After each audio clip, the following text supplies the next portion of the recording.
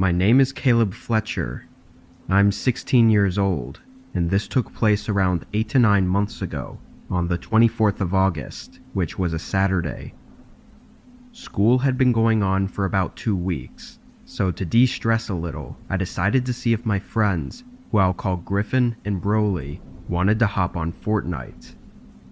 My mom and sister were out shopping, my dad was working, and I was bored. It was around 8 p.m. when we finally got on to play, because I had decided to make pizza rolls beforehand and ended up burning the batch. After a few rounds, I could tell my friends were getting tired of losing, so they got off after only an hour. I planned on just lying down with my phone and going to bed. That was until I heard my 2 dogs barking outside. It's not unusual for them to bark, given how people typically walk on the side of the road, but I still looked anyway, just to make sure. I didn't see anybody, but seconds after looking out the window, I heard our garage door open and shut. That usually means my dad is home from work, but I didn't see his van outside, and he had texted me earlier telling me that he would be working late tonight. I decided to walk downstairs into the dining room and look out the window to get a better view. From there, I could see that our driveway was empty. There wasn't a person or vehicle in sight. I wasn't the type to go investigate, so I ran back up to my bedroom and texted my family group chat to ask if anybody was home. I told my mom about the garage door, and she told me to turn off the lights, lock my bedroom, and stay there until she got home. So I did just that. About 15 minutes later, I thought I heard our wooden floor downstairs creaking, like someone was trying to be sneaky. I didn't have anything to use as a weapon, so I unclipped my microphone's boom arm from my desk and quietly opened the door. I walked out onto our upstairs balcony and looked over, trying to see if I could spot anyone hiding or anything suspicious. I stupidly yelled, "Is anybody there?" like they were really going to answer. I thought everything was fine though, until I saw a large silhouette of someone standing underneath the balcony. I panicked and ran to the closest room with a door, which happened to be my small bathroom. The intruder must have known I noticed them, because I heard loud and fast footsteps running up our stairs as I locked myself in the bathroom. I had stupidly left my phone in the bedroom, which was the room right next to me. After I built up enough courage, I bolted into my bedroom, locking the door as soon as I got in. My sister's room was right across from mine, and its door was open, so I figured the intruder must have been in there. After locking my bedroom door, I grabbed my phone and typed 911 into it. Just before I called, I noticed that the storage room in my wall was open just a tad. I saw a dark brown eye peeking through the crevice, staring into my soul. The pure terror I felt in that moment is something I'll never forget. I booked it down the stairs and out my front door, running up the hill to my neighbor's house. He was a police officer. He alerted the other cops while I stayed with his wife, and he went down to investigate. I told him exactly where the intruder was, hiding in my bedroom. Minutes later, I ran back down the hill to see if the intruder had been caught. When I walked in, I saw a tall, skinny man with a gray beard and a dirty black coat being pushed onto the floor by my neighbor as he was getting handcuffed. I'm not allowed to be home alone anymore, and we have better security around our house now. My family was just happy to know I wasn't hurt, and they were thankful for my neighbor's bravery. I don't wish an experience like this on anybody, not even my worst enemy.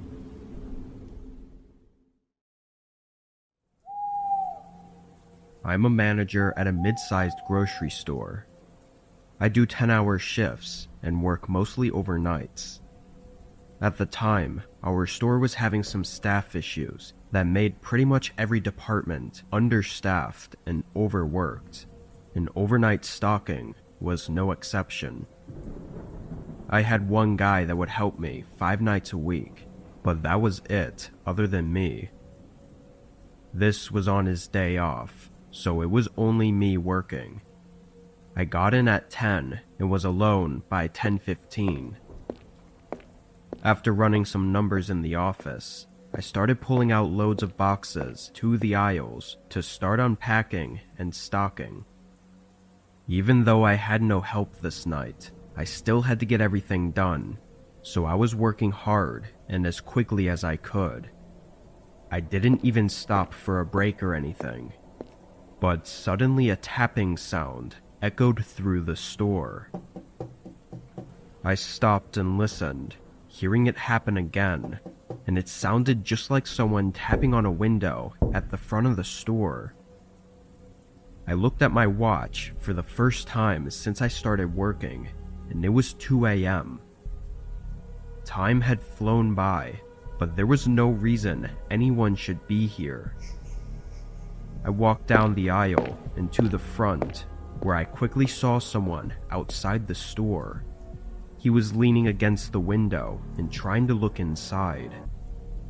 He spotted me as I walked up and stared at me. When I was just on the other side, I asked what he wanted. The man, looking like he was homeless, told me to open the door. He had a straight face, no smile or anything. I said we were closed and he couldn't be here, then turned to walk away, but the man immediately banged on the window. Not tapping like he was before. This was now harsh banging. I looked back at him, and he was clearly enraged, with his fist against the glass. Thinking this guy was crazy, I told him I'd call the cops if he doesn't leave, then started pulling my phone out to show I was serious, and only then did he step away from the window. He still had that angry look as he walked away and into the parking lot. Seeing him leave, I put my phone away and got back to work. We get a lot of crazy customers around here, so I didn't think on it too much. And again, I had to focus on getting my work done. I was only able to get a small cart of boxes stocked, so it was maybe 15 minutes later when a sudden sound echoed through the store. It sounded like something metal snapping or scraping. I quickly dropped what I was doing and ran up to the front. Nobody was at the windows, so I went up to the entrance door. It was one of those revolving glass doors, which uses a bolt lock on the top to keep it from opening when we close the store for the night. Right away, I saw that bolt was missing. Like, not even just unlocked. The entire bolt was gone. I pressed my hand on the door and it glided around, completely allowing anyone to get in. I could feel my face turn white as I realized what this meant, and I knew I needed to call the police immediately. I turned around to go to the front office, but was instantly looking into the face of that guy from before. He was only a few feet from me, still having that enraged stare. I didn't hesitate to run out the revolving door, hearing the guy follow close behind me. As I ran out into the parking lot, an old van came speeding up to the front. It nearly hit me, but I just kept running until I got to my car. When I rushed in, I noticed the guy wasn't chasing me anymore, and the van was now speeding out of the parking lot. I called the cops and spent the next couple hours explaining what happened. It wasn't until the next day that we got security footage of the man breaking inside, but it wasn't the best image quality. We can say almost for sure that they were trying to get me into their van, but we have no way to know why. I'm sure if I'd not been as quick though, I probably wouldn't have ever been seen again.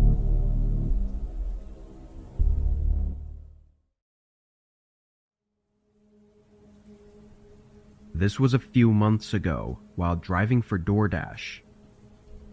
I only drive as a side gig, maybe 10 to 15 hours a week. This night I was only doing a couple orders since it was already late, and I had picked up a small order around 1 a.m. It was to be delivered to a business building somewhere across town, which was apparent by the address. This was a normal thing, usually for overnight workers or whatever.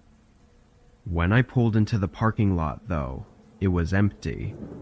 No cars at all, and it didn't look like there was a parking lot behind the building either. I parked in a spot near the front and got out with the food. The place was definitely an office building of some kind and was smaller than most, being only 2 stories and not very wide. All the lights were off in the windows though, aside from one light behind the front door. I walked up to the door and checked the app, seeing it has specific drop-off instructions to enter the main hallway and leave the bag outside of room 232. I looked through the door in the building, seeing this hallway with a bunch of closed doors on either side. Delivering to specific rooms I'd only done at hotels, so this was kind of new for me. I tested the door, pushing on it, and it was unlocked, so I stepped inside. I expected to hear people working, moving around, or talking, but instead didn't hear anything. There wasn't a single sound in the whole building. It was just white noise from the overhead lights buzzing above me. As I passed the first few doors though, they were all numbers in the 100s, like 102 and 106. The room the instructions said to leave it at was in the 200s, so I assumed that meant it was on the 2nd floor. In the middle of the hallway was the doorway leading to the staircase. It was held open with a wedge door stopper on the floor, but the lights weren't on. I stepped in and up to the bottom of the staircase, then looked up. The whole stairwell was pitch black. Not even any light was coming from above, where the room was supposed to be for me to drop it off at. Again, I started to notice the eerie silence, and it sent a chill through me. I was always one to do whatever the instructions say, so I'd get good reviews, but this was the first time I told myself that this was too sketchy. I stepped out of the stairwell and back into the hallway, and just as I did, the door right across from me opened. The lights in that room were off, but a man emerged from behind the door and stepped into the hallway. He was wearing street clothes and just didn't look like an office worker at all.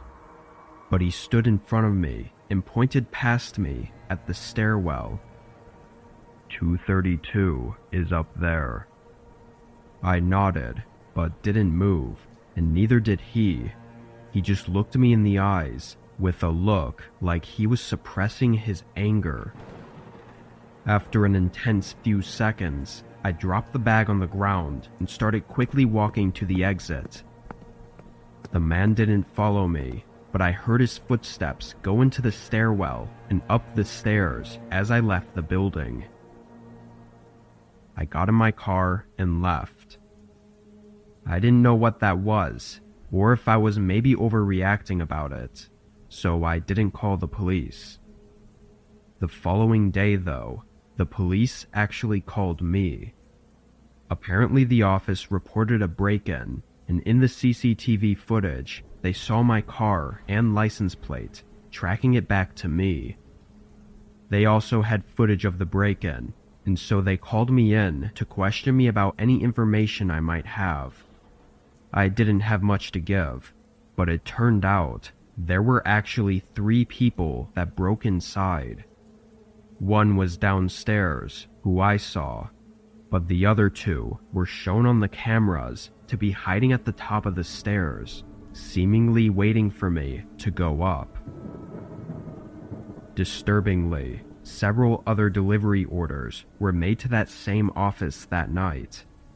All of the other drivers were smarter than I was, though, leaving the orders outside by the front door. What would have taken place in that office had any of us gone up to the second floor is unknown, but hopefully police can find the 3 men before anyone falls victim to it. This all went down in the summer of my 8th grade year. I was on my way to finally becoming a high schooler, and it was legit one of the best summers of my life. I had 2.5 months of no school until I was officially in high school. I used my time up mostly by playing video games, sleeping, or playing basketball with my friends. I was actually home alone for a whole entire week, and my parents thought I could hold down the fort. I was a relatively good kid and they trusted me, so to us as a family, it wasn't really that big of a deal. Besides, I had a cell phone, so if anything were to go wrong, I would have a way of calling someone for help. My dad also gave me access to one of his credit cards in case I were to get hungry and didn't want to eat what we had at the house. Really, I was stoked about having the house to myself.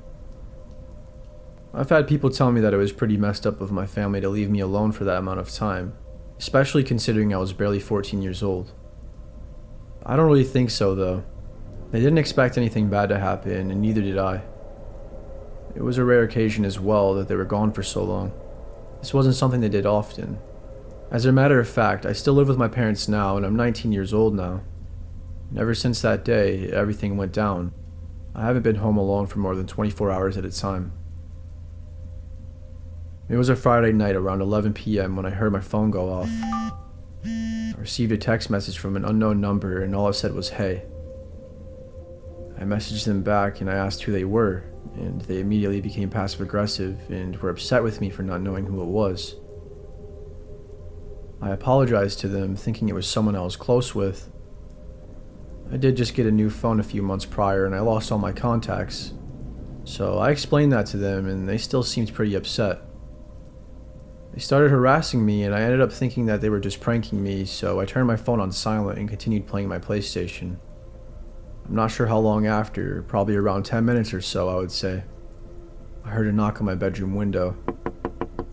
I thought I was just hearing shit at first, but I still decided to check and see who was out there just in case. I moved my blinds over to the side and I looked out the window, but I didn't see anyone. I wasn't convinced though. I knew I heard a knock and I was starting to become very paranoid.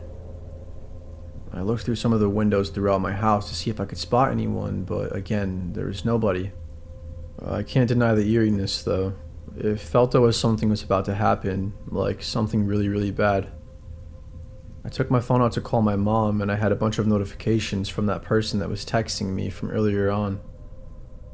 The most recent message said, "I'm here." I couldn't believe what I was reading, and it made my nightmares and everything I was feeling come to life. I went to call my mom and very quickly I realized my phone wasn't picking up any service, which was extremely unusual. I have really good cell phone connection, as does my whole family, especially at home. Like, we never run into issues with that. It was at this point I was literally terrified and I had no clue what to do. I had no way of contacting anyone and I knew I was absolutely screwed. I wanted to message that person back and tell them to leave me alone, but obviously I couldn't, considering I had no service. If you're wondering why I didn't use my Wi-Fi to send an iMessage, it's because the person texting me wasn't on an iOS device. I was pacing back and forth in my living room when all of a sudden I heard some noises coming from outside. I ran to the direction of which I heard the noise, which was toward the back patio, and I listened. Someone was screaming for help at the top of their lungs, over and over. My heart began thumping out of my chest, and my initial reaction was that it was a setup. But me, being the kind of person I am, and considering I took boxing classes for years and knew how to fight, I wanted to stick up for myself and for whoever was potentially being hurt. I'm not going to lie, I was really wanting to beat the crap out of whoever was harassing me. Plus, I knew if I didn't do something now that something bad was likely to happen anyway, so I did the unthinkable. I walked outside to my back patio and it was silent. The only thing I could hear were the crickets chirping. I waited for a second until I yelled, "Hey, who's there?" "Hey, don't mess with me, man. You don't want to start something you can't finish," I said. Almost right after that, there was an extremely bright light flashing at me from afar. Our house sits on quite a bit of land and we have a huge backyard with tons and tons of trees. Whoever it was pointing the light at me, clearly trying to piss me off. The light then began moving all around towards my direction, at the house for a minute, then it turned off. Within an instant, the screaming picked back up again. It was the same voice, pleading for help. I knew it was now or never. I ran back inside and into the garage and grabbed my old baseball bat as a weapon, and I made my way back outside towards the woods, heading directly where I first saw the flashlight. My heart was fluttering at this point, as I wasn't sure what to expect. As I got closer and closer, my anxiety about doubled. I couldn't believe that I was in this situation, and I had a sudden realization that what I was doing was pretty stupid. Right when I was about to turn around to go back inside, somebody from the woods that I couldn't see said something to me. "Hey, over here, man." It was so dark that I couldn't see him or anything barely for that matter. All I could see were the dark silhouettes of all the trees around me. "Who's there?" I asked. That was when the voice ahead of me whispered and told me to quiet down. He asked me to help him and he said he was tied up to a tree and that someone had kidnapped him. Obviously, this alarmed me to the extreme. However, despite me thinking it was possibly a setup, I went with my gut feeling of helping this guy. "Hey, it's going to be okay, man. Just calm down. I'm going to call the police for you. Just hang tight." That's when he started yelling at me, basically. "No, help me right now. You don't understand. He's going to come back in a few minutes and kill me," he said. I was in a really bad situation, as I just wanted to do the right thing. "Okay, I'm coming. Where are you?" I asked. "I'm just right ahead. Just keep walking straight. I can already see you." My heart was beating at an incomprehensible rate now. Even much so that I'm surprised I didn't pass out. All the things that were crossing my mind set me into a panic, and I was fully into the woods at this point. I looked ahead after walking for maybe 20 or 30 seconds, and I saw a dark shadow that looked like a person, maybe about 30 feet away. "Hey man, is that you?" I asked. But he didn't reply. I sat in silence for a moment while I tried to piece together what the hell was happening. If that was him, or even if it wasn't him, I was in some deep shit. Because the man I was looking at definitely wasn't tied up to a tree. He was standing up straight and very much alive. In only a moment worth of time, the person started running at me. It was at that exact moment I started backing up, and slowly I eventually snapped out of it, and I booked it all the way to my house. Somehow I made it inside before he caught up to me. I shut and locked the sliding glass door behind me, and he was standing right there pulling on the door trying to get it open. He was a very tall but slender looking man with a wolf mask on and one big ass hammer. I barely hesitated and I ran to my room. I know what you're thinking right now too. Why didn't I just defend myself with the bat? Well, originally that was my plan, but shit happens. I don't know, I was absolutely terrified. And you would be too if you were in that same situation. I was pacing back and forth in my living room, trying my luck with my phone again, but still, I had no service. I started having some sort of manic episode, and I began screaming and punching my couch. I was extremely angry, and I was sick of being the victim. I about ran out there and beat him myself, but I chose a different approach. I waited patiently, and sure enough, after only a minute, he was knocking on my front door. I ran over to the door, and I told him, "Come on in, man, see what happens. If you step even a single foot in my house. You won't be walking out if you do, that's for sure." He then started laughing. I just kept quiet and I went back to my room. The knocking grew louder and louder, and eventually he started screaming. I had no idea what he was saying, but I think he was mocking me. A few minutes went by of this, and that's when I heard my living room window shatter. I got myself ready, and I hid behind my open bedroom door, just waiting for him to walk in. The footsteps got closer and closer as he walked into a few different rooms. Now he was heading to mine. I gripped the bat tighter and said a little prayer. He walked in, and I was able to hit him in the head with the bat, and he fell straight to the ground. I hit him a few times while he was down as well to make sure he wasn't getting back up anytime soon, and I ran. I ran down the road about 5 or 6 miles to my friend's house, and when I finally got them to answer the door, I briefly explained what happened, and they let me use their phone to call the police. A few police officers were sent to my house, and a few officers to my friend's house as well. I then called my parents, and they rushed home. They were over 2 hours away though, so it was going to be a while before they made it back. I told the police exactly what happened, and it turned out I had killed him. I didn't know if he was dead or not until the police officer told me. I was worried I was going to be in trouble even though I didn't do anything illegal. It was self-defense. The police took me in for questioning, and since I was a minor at the time, they had to bring my parents in as well. Yes, I killed a man as a teenager, and everything about it has completely changed my life. I've been numb, I've been scared, and I've been anxious. I can't tell you how many nightmares I've had about this whole thing. It's all over now, and this was years ago. But sometimes it feels like it only happened yesterday, and I relive the whole thing. All of the blood, the screaming, and more importantly, my innocence. About 10 years ago, when I was 15 years old, one of my favorite things to do was have sleepovers with my friends. I would usually go to their house because my family wasn't very welcoming, and as much as I hate to say it, I was kind of embarrassed by them. This time in particular, it was a Saturday night, and I was staying at my friend Chase's house. Chase's parents were rich and had a really beautiful home, and I just loved being there. Whenever I was over there, we would do just about everything. His dad had a man cave in the basement with a 65 or so inch TV, a pool table, a foosball table, and even a hot tub.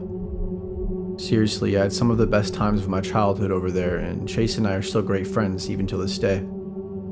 However, not everything is sunshine and rainbows. We went through some seriously crazy shit together. It was around 8 o'clock and we were just doing our usual thing, hanging out in the basement and goofing off, when all of a sudden Chase's dad came down the stairs to inform us that him and Chase's mom had to leave, and that they won't be back until late that night. Like 4 o'clock in the morning late. We would probably still be up by then because usually we pulled all-nighters on the weekends, so we didn't really mind that they were leaving. Besides, they had a family emergency situation thing going on, and it was really important, so they left.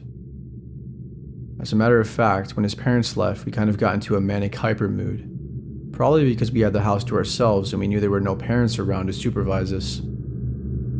That fun was short-lived though. No, we weren't completely alone obviously because we had each other, but we were alone together. You get what I mean. When his parents left, we went upstairs and grabbed some snacks and pigged out on everything we could find. We went back downstairs and continued playing this one dirt bike racing game that we loved until we got bored. After that, we just hung out on our phones watching Vine and just letting loose. Chase put some random horror movie on, and eventually, I think he started to drift off to sleep. Sometimes I would have a bit of anxiety when I would stay at any of my friends' houses. Like, I would get homesick and stuff. Usually I would tough through it obviously, and it wasn't something I would talk about much to anyone because it was embarrassing. But I started to feel this dread-like feeling in my chest, and it was worse than the usual feeling I would get. I thought I was overreacting, so I lied back down and I went back on my phone until I slowly started to doze off. I swear, within minutes of dozing off, I woke up to the sound of a door opening slowly. It was the laundry room door in the basement. I peeked over the couch and what I saw was absolutely terrifying. The door was wide open. It just looked like a black abyss of pure darkness in there. I couldn't see anything at all. I wanted to believe that my mind might have been playing tricks on me or that I was dreaming, but deep down I knew what I saw and what I heard was 100% real. I was really on the edge of my seat now and I decided to wake Chase up. Chase, "Hey, bro, wake up." He seemed to have heard me sort of because he moved and made a noise, but you could tell he was still sleeping for the most part. He had no awareness or any clue I was talking to him. I literally had to go up to him and grab him to wake him up. I told him what happened and he told me to relax and go back to sleep and that it happens all the time. That made me feel better, but at the same time, not really. I told him I wasn't comfortable sleeping down there with that door wide open, especially after it magically opened by itself. It was just very unsettling. We both got up and walked over there and shut the door ourselves, and we laid back down.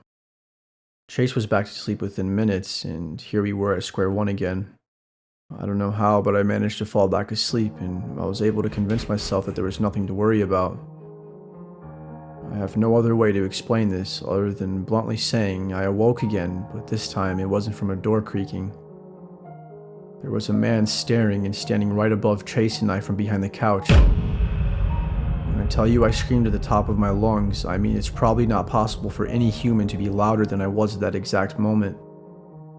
Chase woke up immediately and saw the man too. We were both frozen in fear. This man had this disturbing, disconnected look on his face, and he looked very ill.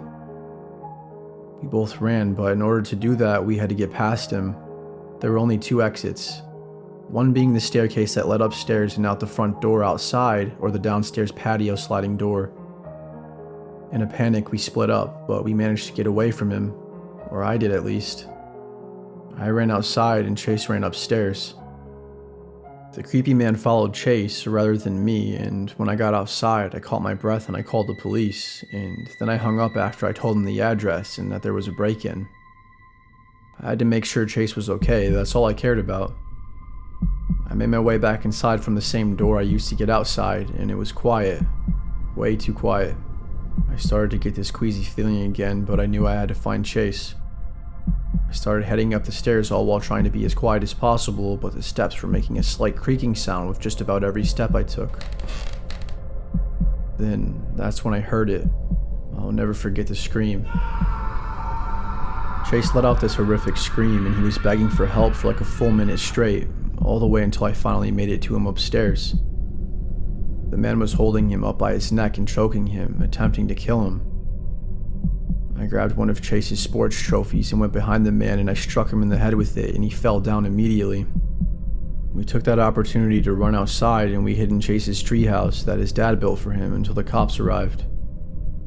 When the police finally made it, the man was gone and there was no sight of him at all. He was an older man, probably close to his 50s, had medium-length gray hair and was average height. We told the police what he looked like, but it never really helped anything because he's still out there most likely, and it's hard for any of us to accept that.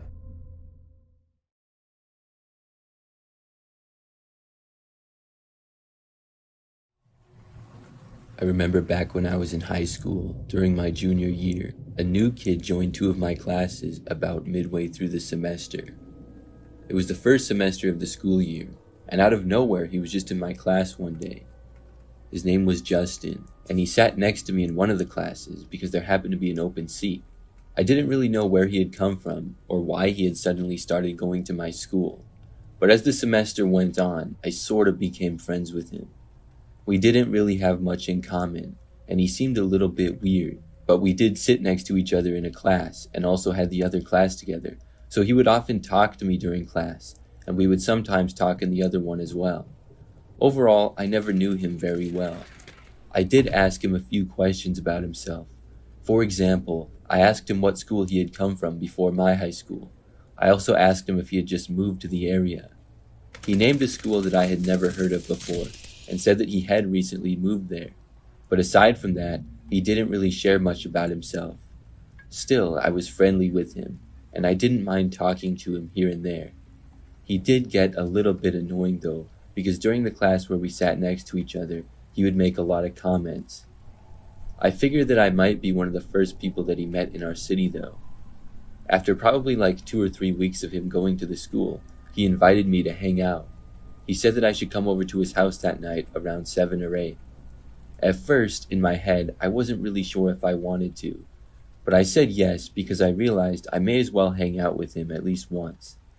After school, I went home, and then he texted me at some time that night to come over. He gave me his address, and I got directions to go there. I had a car at this point, and I drove to Justin's house, which took maybe 10 minutes. He lived in a neighborhood that was not the greatest, but had a lot of smaller houses in it. I parked and then texted Justin that I was there. He did not respond right away, so I got out of the car and then walked to the front door and knocked on it. There was no response for at least a minute. I texted Justin again, and he told me to come inside. So I opened the door, which was unlocked, and then went in. After getting inside of his house, at first it seemed like nobody was home. Basically all the lights were off, and I did not think that his parents were there. I called out saying hi, but didn't hear anything back at all. But there was what appeared to be a door leading to the basement that was open a little. So I took a couple of steps inside of his house, and then I started to hear a noise. It sounded like a TV or maybe a video game, but I could barely hear it, and it was coming from far away. When I got closer to the basement door, I realized that's where the sound was coming from. I figured Justin must be playing video games down in the basement, because I knew that he liked to play COD. I started heading down the basement stairs. The farther down I got, the louder the noises were, and I knew Justin had to be there. However, it was completely dark down there, and I literally could barely see anything. I didn't know where the light switches were or anything, so I just followed the sounds. Soon, I made it to the bottom of the stairs and headed to what looked like a hallway. I could only see some edges of the walls. As I was walking over there, I loudly asked Justin where he was and said that I was there. But I didn't get a response, which seemed kind of weird.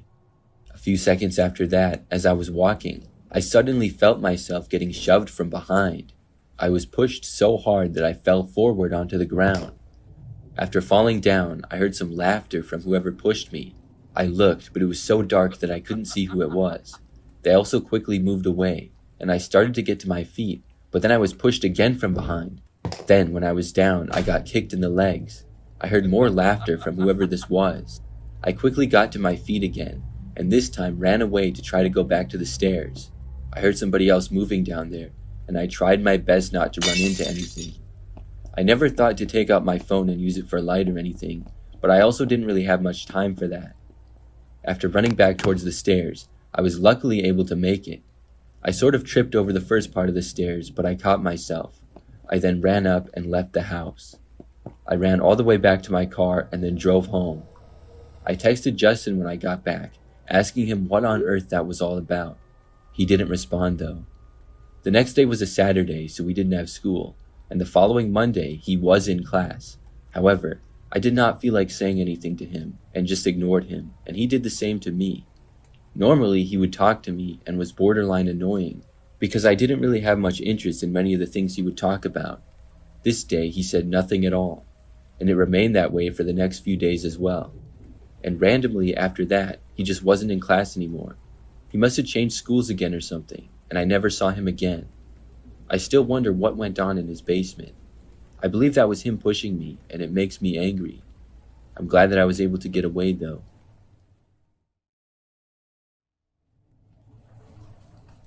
For some background, I'm a female and was a junior in high school at the time of this story. The school I went to was fairly large and had lots of other students. I would say that I had a decent amount of other friends, and my locker was near several of them. Each grade kind of had their lockers together in a certain area. The juniors were in a large locker common area near the science department. It was sort of at one end of the school. So the story really begins one day when I was at my locker in between classes. None of my friends were really around at that time, and there was a little space between me and everybody else. It would get extremely crowded during some times of the day there, so much so that it was hard to even open the lockers sometimes. It was nice that it wasn't busy this time, but then I noticed that there was this guy standing near my locker. I had never seen him before, and wasn't sure where he had come from. I assumed that he was a senior because he looked older. He approached me when I was at my locker and said hi. Then he proceeded to start a conversation with me. He asked me to skip class and leave school with him, saying we could hang out. Now, I didn't even know this guy, and I took school very serious, so I did not want to skip.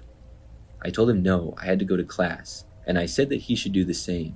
He asked me to hang out with him after school then, and I said no, I was busy.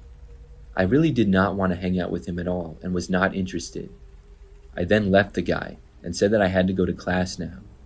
He was still at my locker when I walked away. For the rest of that school day, I didn't see him, but the next day, he was back. I got done with the class and went to my locker only to find him there. He was standing right in front of it, kind of blocking it from me. I asked him to move, and he started asking to hang out again. He knew my name somehow, and I kept telling him that I didn't want to hang out. Luckily, this time, some of my friends were around. When he didn't move, several of them asked him, and he finally did. After he left, I asked my friends who he was, and none of them knew anything about him. We all just assumed that he was a senior, and I just hoped that he would leave me alone. Well, later that day, after school, I was stopping at my locker before going home. When I did, the same guy was there. This time, he asked if I needed a ride home, and of course, I said no. I drove to and from school every day. He tried convincing me, but I just walked away from him. Then I left school. Now, after this, I did not see him for a while, but I found out that he did not even go to our school. Apparently, he had tried getting several other girls to hang out with him as well. One of them reported him for harassment after he apparently followed her into a restroom. That's when they found out he wasn't a student. Nobody really knew who he was until like a week or two later. One of my friends showed me this news story online. It was of an attempted kidnapping of a local woman, which luckily the woman got away. The man was caught, and I saw that it was the same guy. It turns out he was 23 and not even in high school at all. No wonder he looked older. I really couldn't believe it, and I feel grateful that everybody ended up being all right and that the man was caught. This is back when I was a high school freshman. I remember that during this time, I would get a ride to school with my older brother, who was a senior. We both played sports, but different ones. So one day, maybe a couple of months into the school year, we both had practice, but mine was early after school, and my brother's was later. When my practice got done that day, it was probably like 5 p.m., and my brother's practice was still going. All my teammates left, except for one. One of my good friends on the team, Jack, was in a similar situation. His brother was also practicing. We sat around and were talking outside of the gym areas for a while. Then we got bored and decided to walk around. School had been done for hours, so at this point, everybody was gone and the place was almost completely empty. We started just talking and walking around random hallways, just kind of wandering around. We were both freshmen and still fairly new to the school, but knew most of the place pretty well. I remember after walking around for a while, we found this staircase that neither of us knew about. It was in an older wing of the school, and there were doors in front of the stairway, but one of the doors was open. We were both curious, so we walked inside and started going down the stairs. They led to, I guess, what was the basement of the school. I wasn't even aware that the school had a basement. At the time, I was thinking it probably wasn't used for anything except maybe storage. When we both got down there, it was really dark. Most of the lights were off, but we found this one switch and a few lights to the hallway turned on. It was basically just one hallway with a few rooms in it. We walked down it and were just looking around. I think we were both just surprised that we even had a basement in our school. We were talking to each other and just looking around, when towards the end of the hallway, we heard a door open. This really startled us, because we had no idea that anybody else was down here. I mean, all the lights had been off, and this place didn't really seem like it was in use. The next thing that I knew, this guy walked out from a room and into the hallway. We both didn't know who this guy was and did not recognize him. He clearly did not work for the school. He was wearing nothing that would indicate that he was a custodian either. The guy had really short hair and was wearing a t-shirt and jeans. He looked out at us, but did not say anything. Then, after us both staring at each other for a few moments, the man started walking in our direction. The way that he was walking was sort of aggressive, if that makes any sense. As he was approaching, he told us to come to him. We both had a bad feeling about it though, and just turned around and quickly went back upstairs. After we had made it to the top, We both went away from that hallway. The man did not come upstairs and remained in the basement. We continued to walk far away. For the next 20 minutes or so, we walked up and down random empty hallways and talked about what had happened. Soon, though, we got curious and decided to head back, not to go into the basement, but just to see into the hallway. When we returned, both of the doors leading to the basement were shut. I actually tried to open one, but it wouldn't open and seemed to be locked. We then walked away and headed back over towards the gyms. We then waited there until our brothers were done with practice. After that happened, I wondered who the guy was and what he was doing down there. I never saw him again. I also wasn't aware of the basement area being in any sort of use to the school during my entire time there, and I never went back down there again.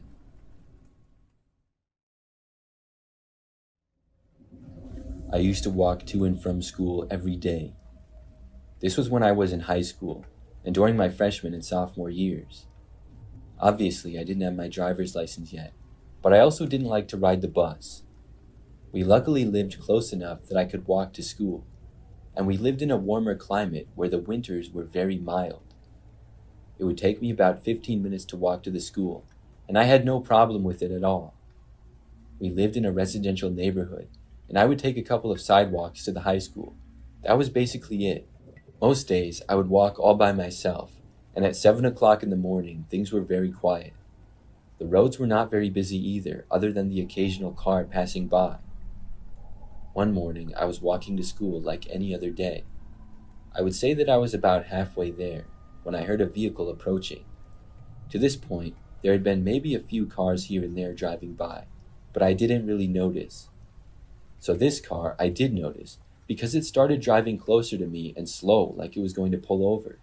And then surprisingly, it did pull over. I looked over to the car, wondering who it was. The window rolled down, and there was a man behind the wheel. He asked me if I could use a lift to class.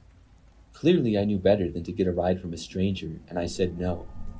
The man said something like it was probably a really long walk, but I still said no thanks. At that point, he did drive away. I walked the rest of the way, wondering if the man could have been dangerous, or if he was just trying to be nice. He should know better, though, than to offer random high school kids rides. So after school that day, I was walking home. This was the very same day.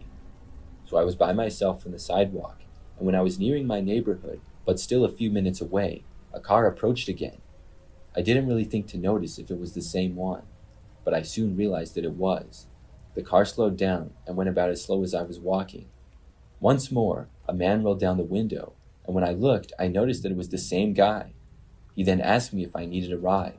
I told him no again, I did not need a ride. He said okay, and then drove off. I really couldn't believe that the guy had tried to get me to go into his car before and after school. Obviously, I was hoping that I would never see him again, but that was not the case. The very next morning, I was walking to school. Now, looking back, it's easy to say that I should have told somebody, and I should have took more precautions, but for some reason, being a young high schooler, I thought the man would not be back. I figured he would have gotten the hint, and the previous day would probably be the only day that I would see him. So as I walked to school on this morning, I was about halfway there, and I saw a car pass me by, which looked like the man's car. I got a bad feeling. The car passed me though, and for a moment I felt relieved. But then the car pulled over to the side of the road, about 40 or 50 feet in front of me. And this time, it completely pulled over. It stopped, and it looked like the engine was turning off. I had a terrible feeling. It seemed as though the man may get out. So I quickly turned and went into a random person's front yard. The sun was still sort of rising, so it was mostly dark out. I then went into the neighbor's backyard, and then cut through a few more properties. I knew the area really well, and I continued to cut through more people's yards and take random streets. I was able to make it all the way to school like that, and did not see the man or his car for the rest of the way. When I got to school, I called my mom and told her about it, and I also told all my school friends throughout the day. Everybody was concerned for me and said that I should not walk home that day. My mom was working and offered to leave her job early, but I was able to get a ride with my friend Amanda. So after school, I rode on Amanda's bus with her and went to her house.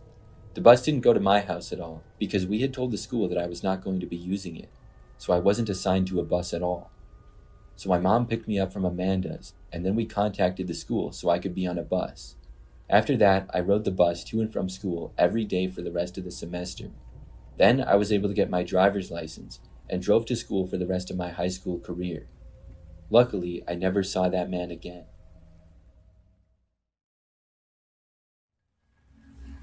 This is something that happened back when I was in high school.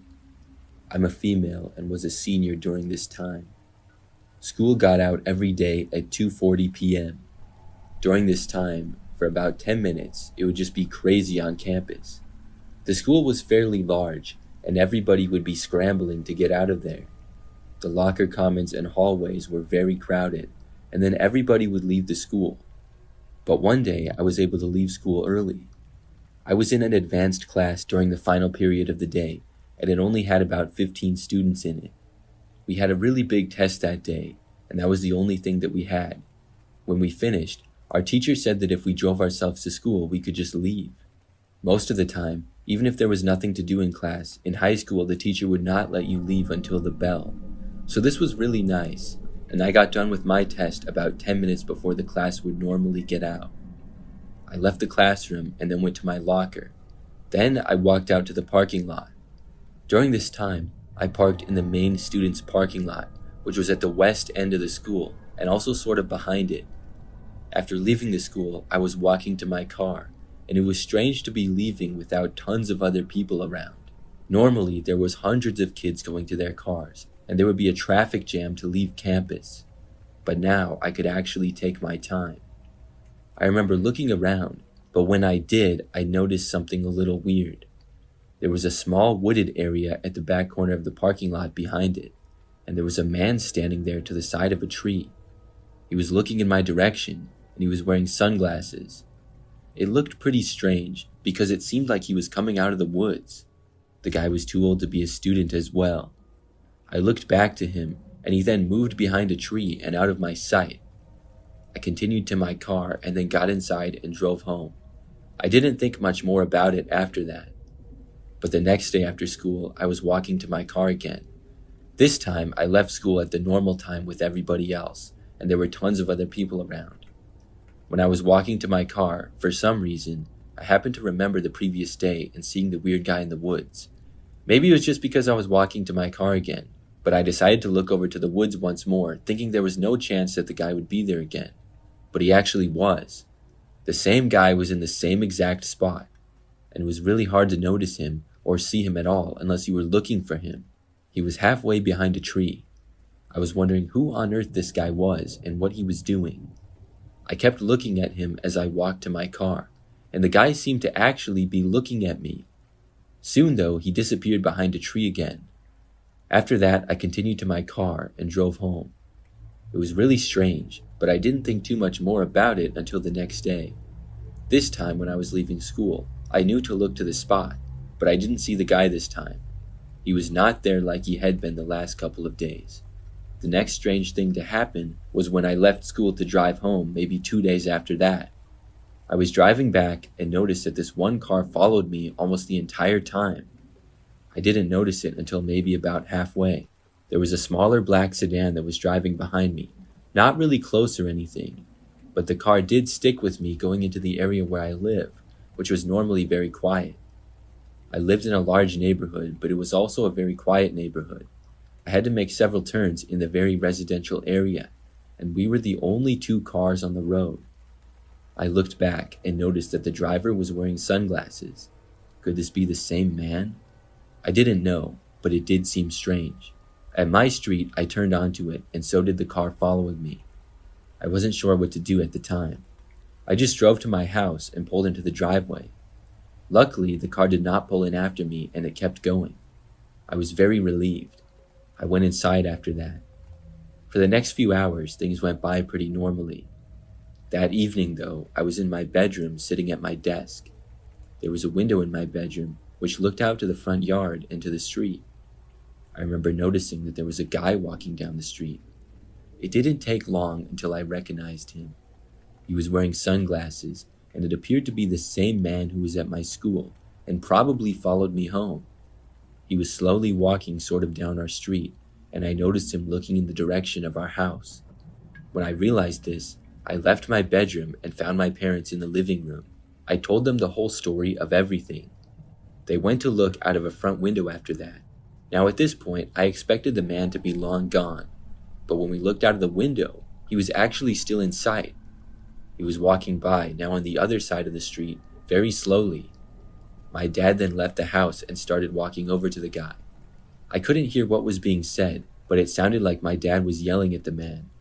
And then I saw the guy start sprinting away. He went down the street and out of sight. My dad came back in after that and said that the guy got away from him. After that, the man did not come back towards our house again, and I never saw him at the school either. But I did report him to my school counselor, so if the guy ever returned, he probably would be caught. I really don't know who he was, but I'm glad that I saw him out of my window that night, or who knows what would have happened.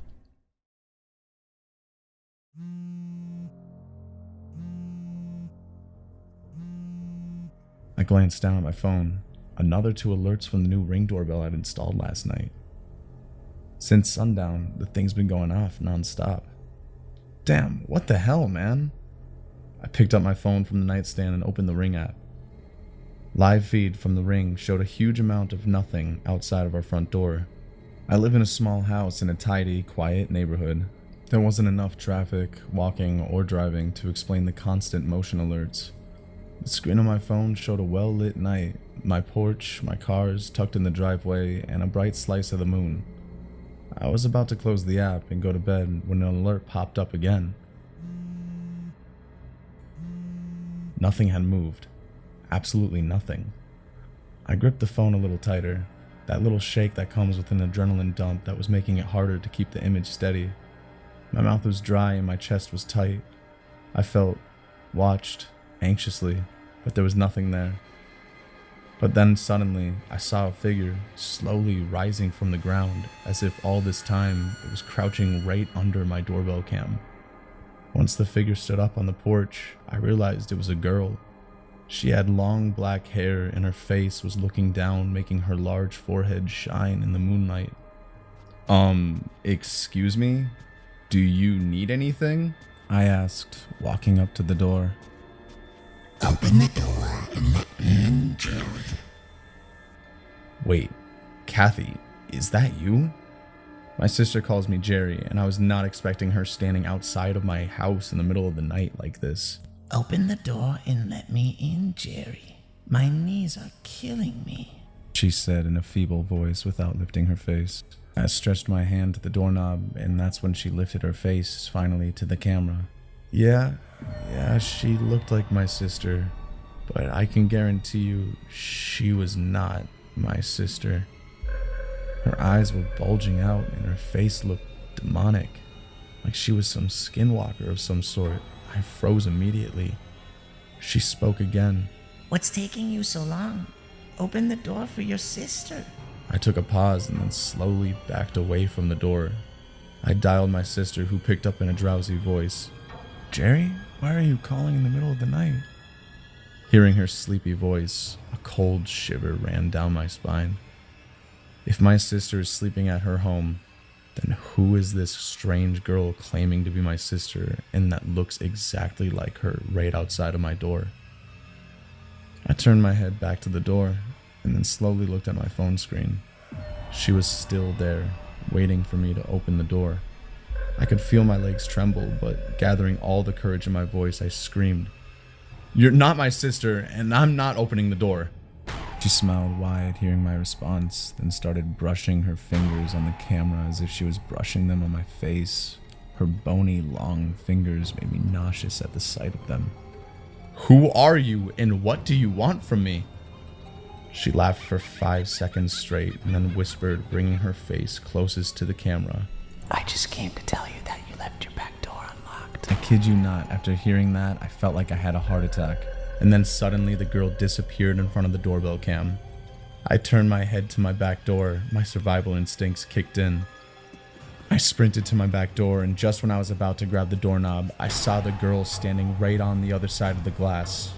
Her smile was pure evil. I tried to lock it, but realized it was already locked. I slowly lifted my panicked face to her, and she spoke in a creepy voice. You're lucky, Jerry. So damn lucky. Just think what would have happened if you forgot to lock your door. Then she walked away, disappeared into the darkness of the night. I called the cops and informed them about this woman. They searched the property but found no one. What's even more unsettling is that when I reviewed the camera recordings of the woman, there was nobody in sight. It was just my voice talking to some invisible being. I take it that the camera must have glitched out or something because I know what I saw. The cops surely thought I was drunk or under some influence. No one believes me. But I know it was real. Do you believe me? When I relocated to a suburb close to Skid Row, many of my friends warned me about the possible dangers lurking in that area. You know, like homeless lunatics, drug addicts, etc. But I was getting a house for myself where the rent was super cheap for obvious reasons, so I decided to go ahead with the deal. I'm a 23-year-old male, working as a manager in Pizza Hut, so I often work odd hours. First few weeks went just fine in the new house. Even though the house was a little old, it was big enough for a bachelor like me. I bought most of the furniture from garage sales, so everything in my life is currently secondhand, like my ex. Most of the days, I just ate pizza for dinner, because we're told to take the leftovers home instead of wasting the food. So the dumpster at the back of my house was piled up with pizza boxes. One night, a huge storm broke out, and I realized I'd forgotten to close the dumpster lid, which means in the morning, all the pizza boxes will be scattered all over my backyard. I quickly got out, packed the empty boxes in the garbage bag, and closed the lid after throwing them in. The wind was howling, and it was gonna start raining anytime soon. As I went to the back gate, I realized I'd locked myself out, leaving the keys inside. The weather was getting worse, and I didn't know what to do. The houses in my neighborhood seemed way too sketchy to ask for help. And that's when it hit me. My front door has a passkey lock system, so I could call the helpline number and ask them to unlock the front door. I made my way back to the front porch, and the rain had started by then. I dialed the helpline number and told them the issue. The operator had asked me to wait for a few minutes while they unlocked my door. I was half drenched already, and the road was completely empty when I noticed somebody standing under the streetlight. I looked attentively and figured out the shape was a woman holding an umbrella, standing in the distance and looking at my house, or rather, at me. I couldn't see her face from afar, but I felt weird seeing her alone in a storm. She suddenly lifted her arm and waved at me. I waved back just out of curiosity, and she started coming towards me. She was taking big strides, which resulted in a very creepy way of walking. The hair at the back of my neck stood up, and just then I heard my door alarm deactivate. I quickly jumped inside and immediately locked the door. I kept checking the peephole, but by that time, the rain was so dense I could barely see anything. I remember sleeping on the living room couch that night because I was so scared of a possible break-in. But the next morning, when I left for work, everything felt normal again. I laughed at myself for suspecting a poor woman as someone dangerous. I mean, probably she was just coming towards me to ask for shelter in that storm. But to still be alert, I installed a doorbell camera. The first 2 nights after setting up the camera were boring to say the least. And then on the third night, hell broke loose. I came home late that night, and as usual, the weather was bad. I got in and took a warm shower. I sat in front of the TV with some pizza slices and cans of beer. I must have dozed off from the tiredness and beers, so it took almost 3 consecutive rings of my doorbell for me to realize someone was outside my door. I got up, turned on the screen of the ring cam, and the woman was standing outside my door. She had the same umbrella from that night, and this time I could see her complete face. And she just sat there, her eyes wide open, her mouth agape like a silent scream. I have never seen anyone looking like this before. She was not saying anything, just keeping her jaw wide open and hollow, constantly ringing my doorbell. What do you want?" I asked. She stopped and stood still. Even though she was looking at the camera, it felt like she was looking into my soul. She then waved at me again and started banging her head on my door. Hey, stop! What's wrong with you?" I screamed, but she didn't care. Just kept banging her head on my door until lightning struck in the distance, roaring with thunder. She stopped and looked at the sky, looked back at the empty road, and then looked back at me. I could see her head bruised from the banging. Her mouth was open the entire time like she forgot how to close it. She put her thumb in her mouth and started walking away like a toddler while sucking on it. A while later, and I'm still living in the same house, and thank God I haven't seen her since.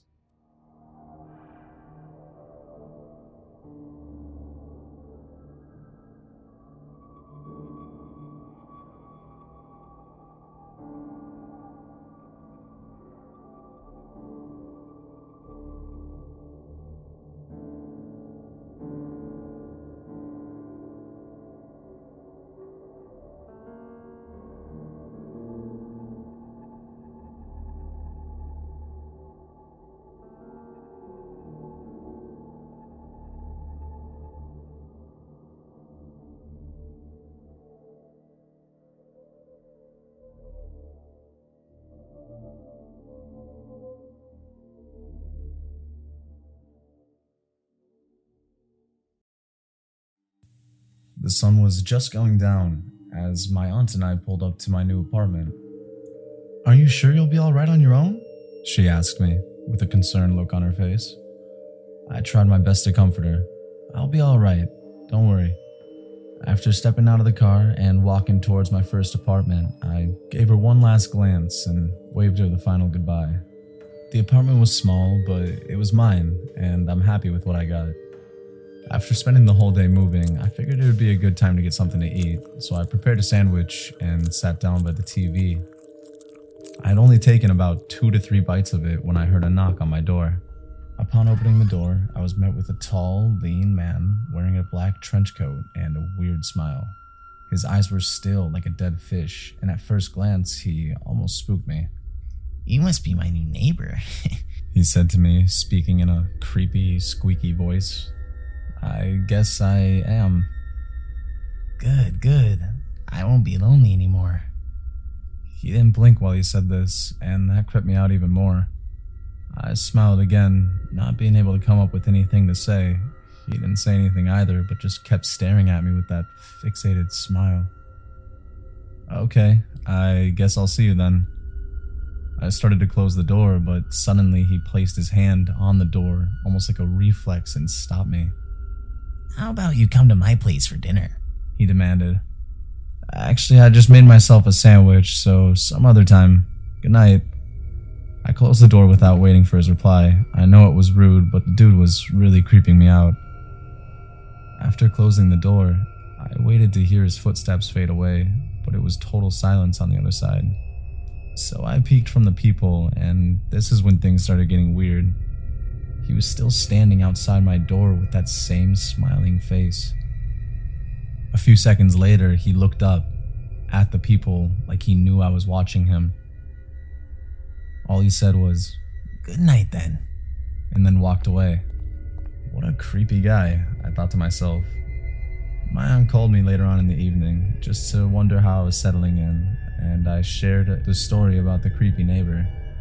She sounded concerned, but then advised me to install a doorbell camera on my door. I thought it was a good idea, so the next day I hired an electrician and installed the camera just like my aunt suggested. I also asked the landlord about this man. He said that the guy's name is Richard. Last month he lost his wife to cancer, and since then he's been a little too pushy with conversations. Many other tenants have complained about Richard randomly appearing at their apartment and inviting them over for dinner.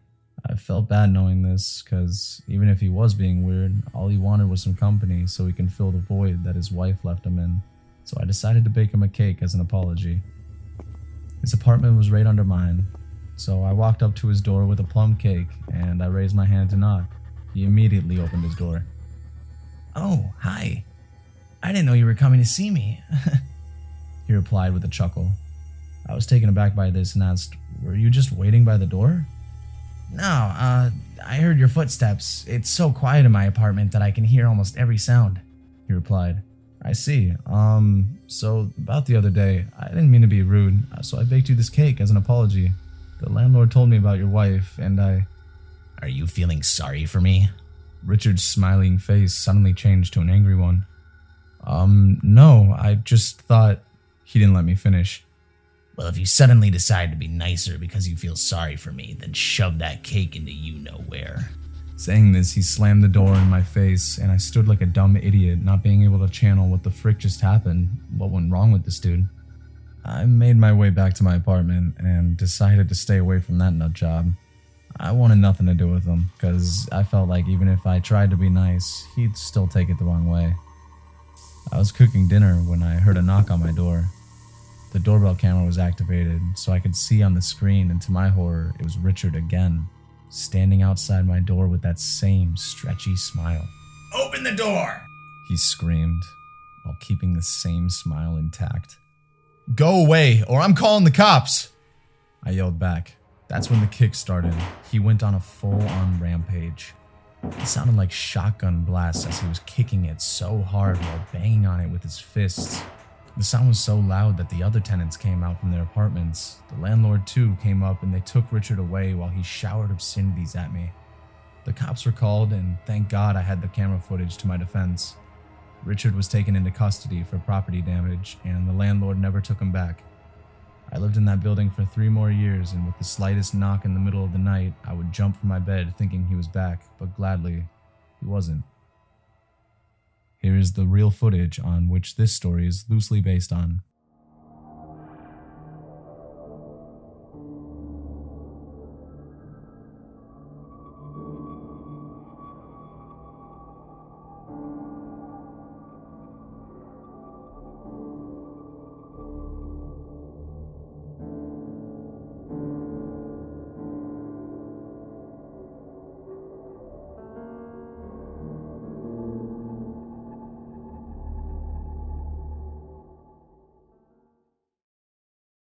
I used to study at a boarding school that was in a remote location close to the woods near a serene mountain valley.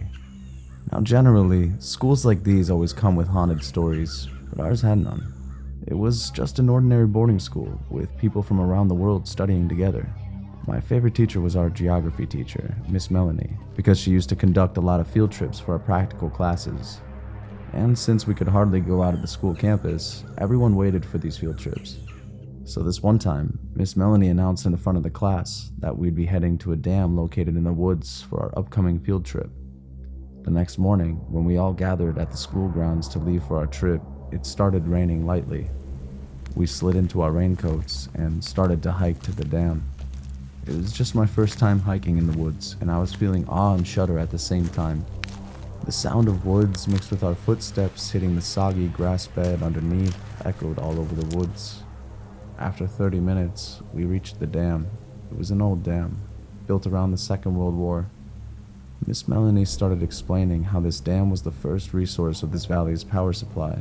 I was listening to her and clicking pictures with my camera at the same time when I saw Ruthie standing under a big tree and looking up at its highest branch. Her face was contorted with fear. Her eyes were wide with drops of sweat on her forehead. She was trembling like something up in that tree had scared the crap out of her. "Hey, you alright? Is something up there?" I say, looking over at Ruthie. "Well, why is she looking at me like that?" Ruthie says in a terrified voice.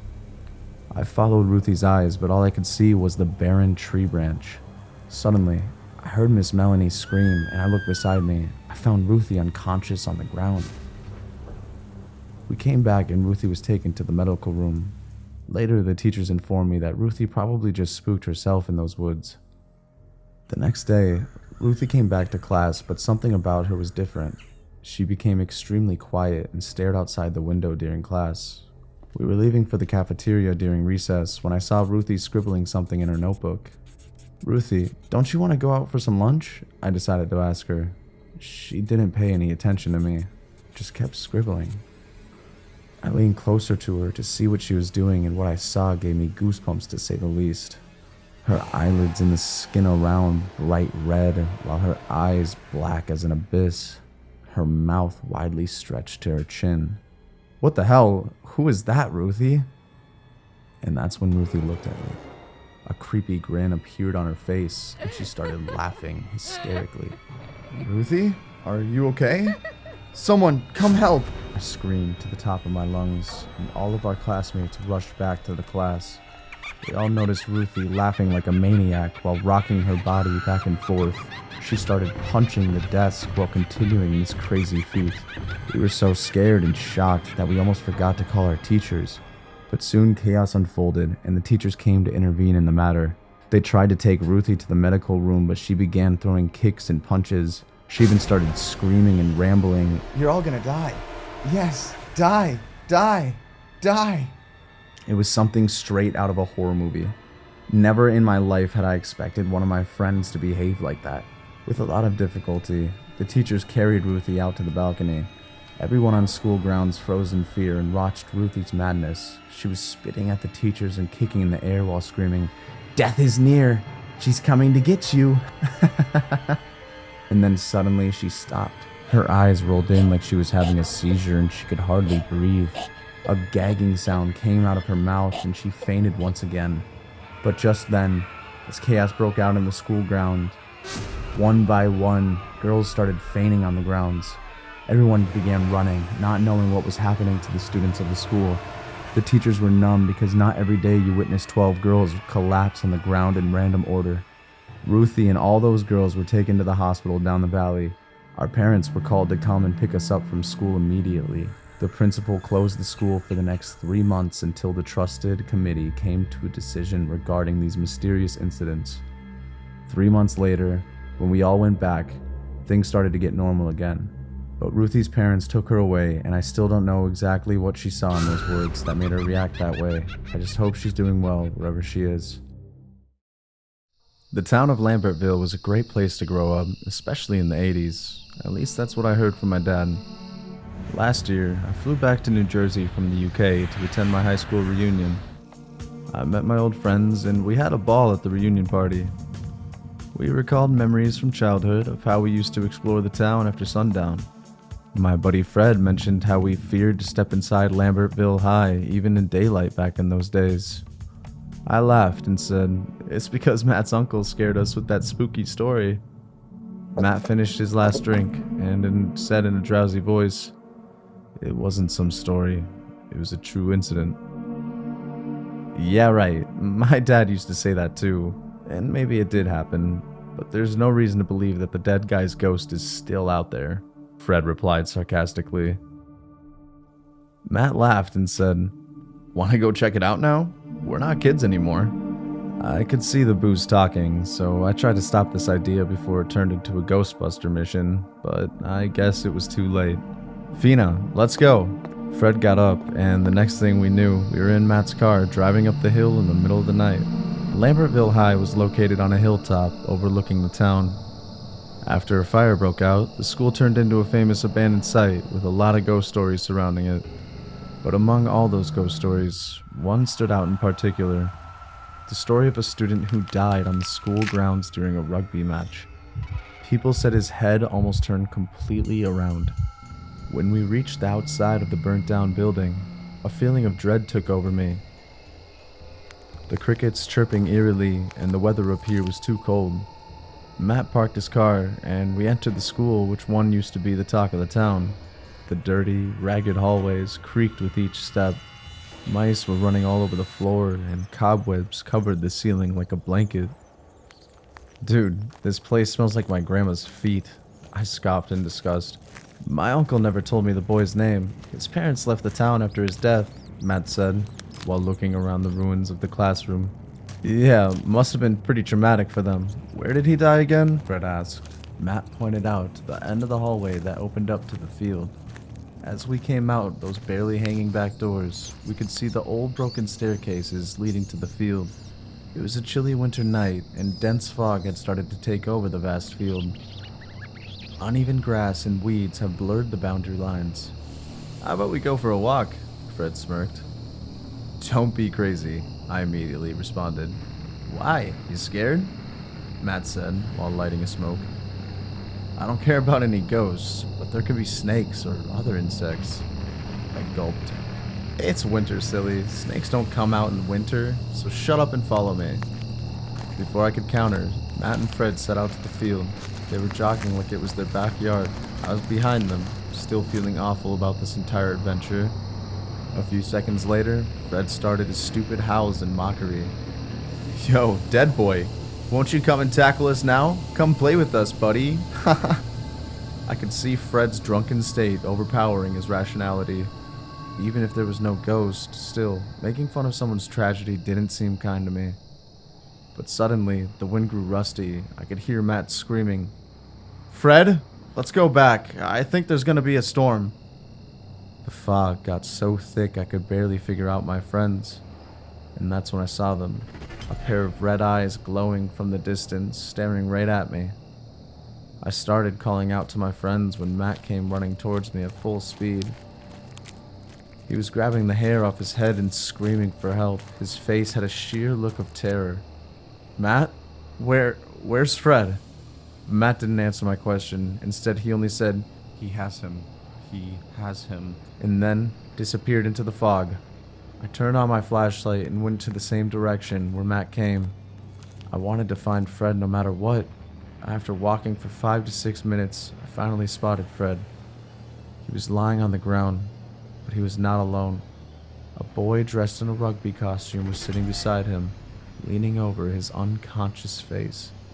I opened my mouth and a small whisper came out. Fred? Just then, the rugby player's head turned 180 degrees. I kid you not, his head turned completely backwards like that scene from The Exorcist, and I could only see his red eyes glowing inside the helmet. All I remember is my vision blurring and my head hitting the grass. I woke up in the hospital after 3 days. I had a concussion, whereas Fred was found dead. The doctor said he had a heart attack from sudden shock. Matt never came home. Until today, I have no idea if everything that happened that night was real or some drunken hallucination. I don't think I can keep going to school anymore. That place terrorizes me. And it's all because of Mr. Lerman. He's our history teacher, and God, he's weird as crap. His eyes are bulged and red all the time, making him look like a stoner. His teeth are uneven, and he has a long neck like a giraffe. What's even more weird is his voice. When he speaks, it's like something else speaking from inside of him. Deep down, I believe he's hiding a terrible secret. I was walking past the teacher's room one day when I saw Mr. Lerman looking at a cat sitting on the window pane. He had a creepy grin on his face and even licked his lips like the cat was some delicious meal. That's when I noticed how big his fangs are. It almost reminded me of the pit bull our neighbor has. But just then, he turned his face towards me and I quickly ran away in fear. Since that moment, Mr. Lerman has always watched me during his class. A cold tension was piling up between us. I don't know if he sensed my suspicious behavior around him, but one thing was sure. That dude isn't what he seems. Last Saturday, my best friend and I got detention for pulling a prank on the janitor. Our principal, Riley, held us after school to clean the library and arrange the bookshelves. Carter and I have been friends from kindergarten, so we're more like brothers. I was putting the chemistry books under the science sections when Carter called out to me. "Whoa, dude, Lerman used to be a student here." Hearing this, I rushed towards him, saw him going through an old yearbook of the year 1985. "Where did you find this?" I asked. "Down that corner shelf. It's odd," Carter said with a frown. "What do you mean?" "Lerman used to look so normal back then." I leaned over to see the picture Carter was pointing at, and to my surprise, he was right. Lerman did look like a normal guy. He still had that high school boy charm in that picture. "I think he went through some really bad plastic surgery," Carter scoffed with a chuckle. "Let's get back to work." Saying this, I picked up some more books to put on the shelf when we heard footsteps on the corridor outside. Who could it be at this hour? Probably the janitor. Now Carter is what you called an overly curious fellow. He went to the library exit and peeked outside. "Talk of the devil," he whispered. I too went to check, and to my shock, it was Mr. Lerman. He had a dusty sack in his hand and was going towards the teacher room. "What is he doing here, after school?" "Let's follow him," Carter said. Before I could protest, Carter stepped into the corridor. I obviously accompanied him, even though everything about his plan screamed danger. We stopped outside the teacher's room and carefully peeked in. Mr. Lerman was standing still while that sack lay on the ground. Something inside that sack was whimpering. You know, the kind of sound that newborns make. "What the hell is in it?" I whispered. "Shh, keep quiet," Carter responded. What happened next was not something we saw coming. Mr. Lerman picked up a baseball bat from the corner and started beating the sack. With every strike, the sack slowly turned red. After 4 to 5 strikes, whatever was in that sack had gone completely quiet. Mr. Lerman then swooped down and opened the sack just enough to insert his hand in. And he started taking out chunks of something red in color with liquid dripping from it, kind of like a red velvet cake gone bad, and started gulping it like a hungry wolf. As he ate from the sack, we could see his eyes roll back to his head with a sinister joy. "Oh my God, what is he eating?" Carter whispered in disgust. "I don't think we should be here, man." As soon as I said this, Mr. Lerman started to cough. Something was choking him. He gagged and gargled, and then he spit out a fur ball. a gray furball with sprinkles of minced meat on it. Bloody hell, it's that cat. I yelled in horror, and Mr. Lerman turned his face towards us. I've never seen a face like that. His teeth were all stained red, and his eyes burnt like a flaming coal. He made a creepy meow sound and smiled at us.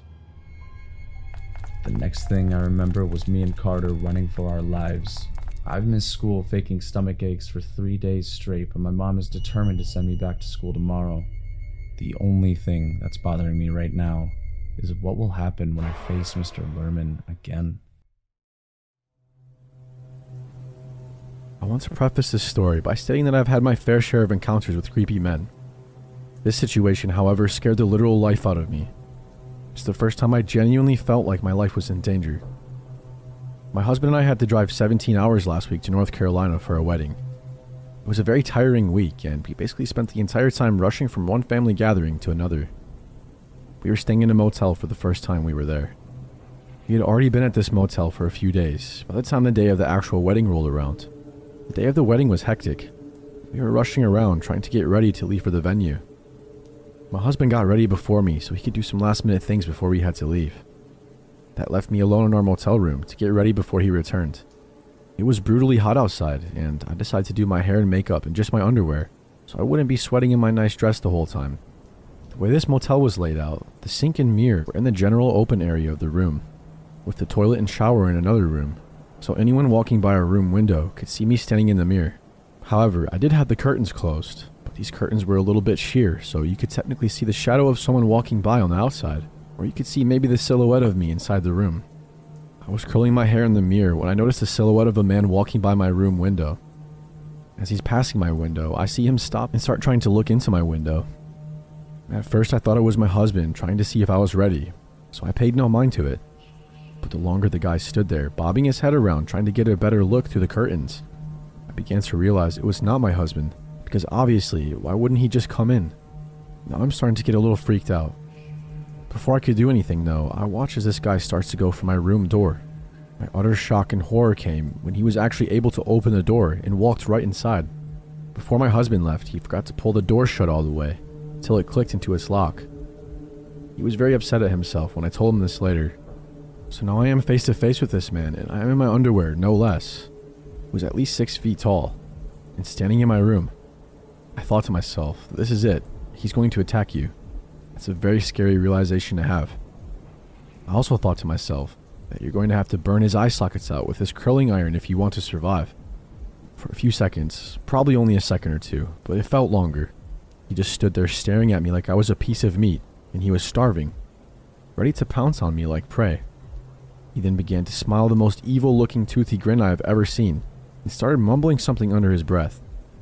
I really couldn't make out what he was saying completely, but I did make out the words, "Pretty lady," and "come here."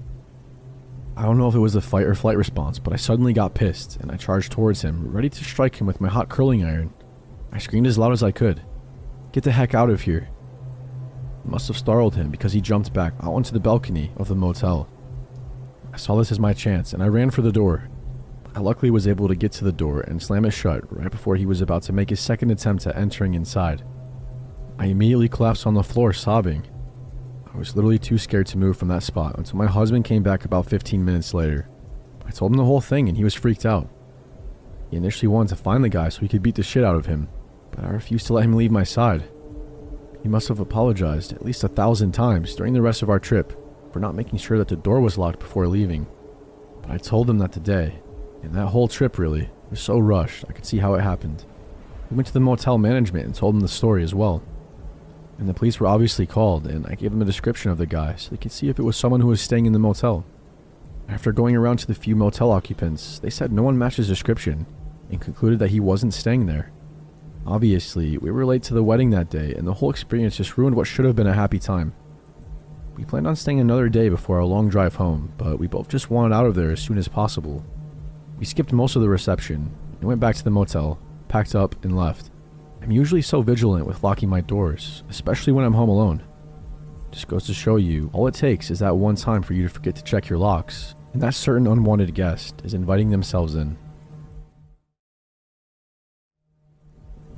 Last year, my best friend Allie and I went on this great American road trip, trying to ski in as many states as possible in the month that we had taken off from work.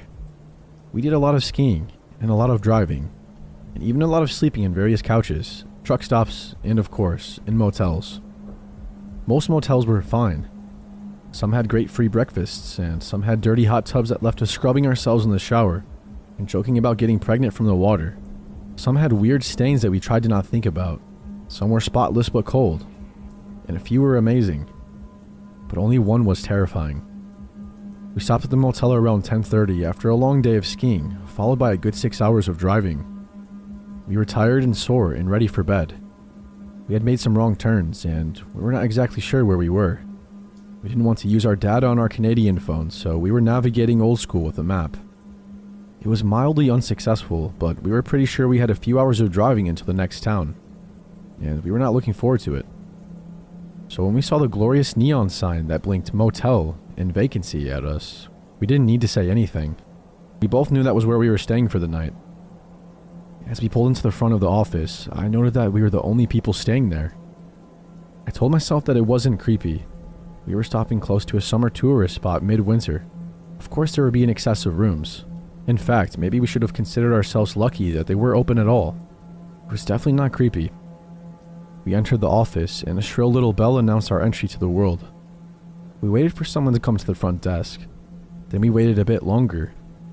We shared looks with lifted eyebrows and tapped our fingers impatiently on the desk.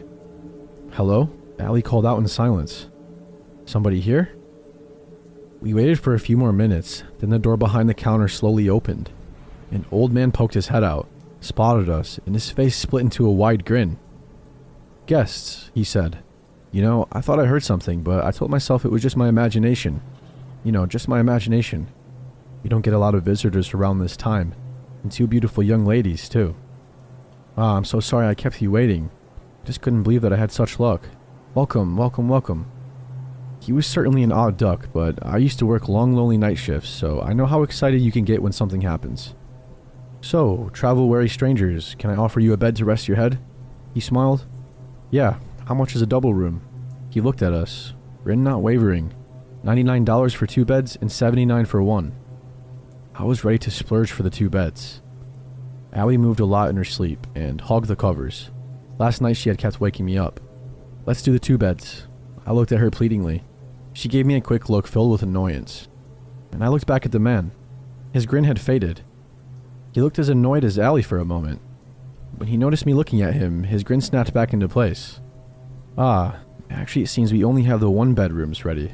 I'm so sorry." "Wait, what?" I couldn't help but burst out. "There are like no people here." "Oh yes, that is the problem, isn't it? Sometimes we don't keep all the rooms prepped in the winter.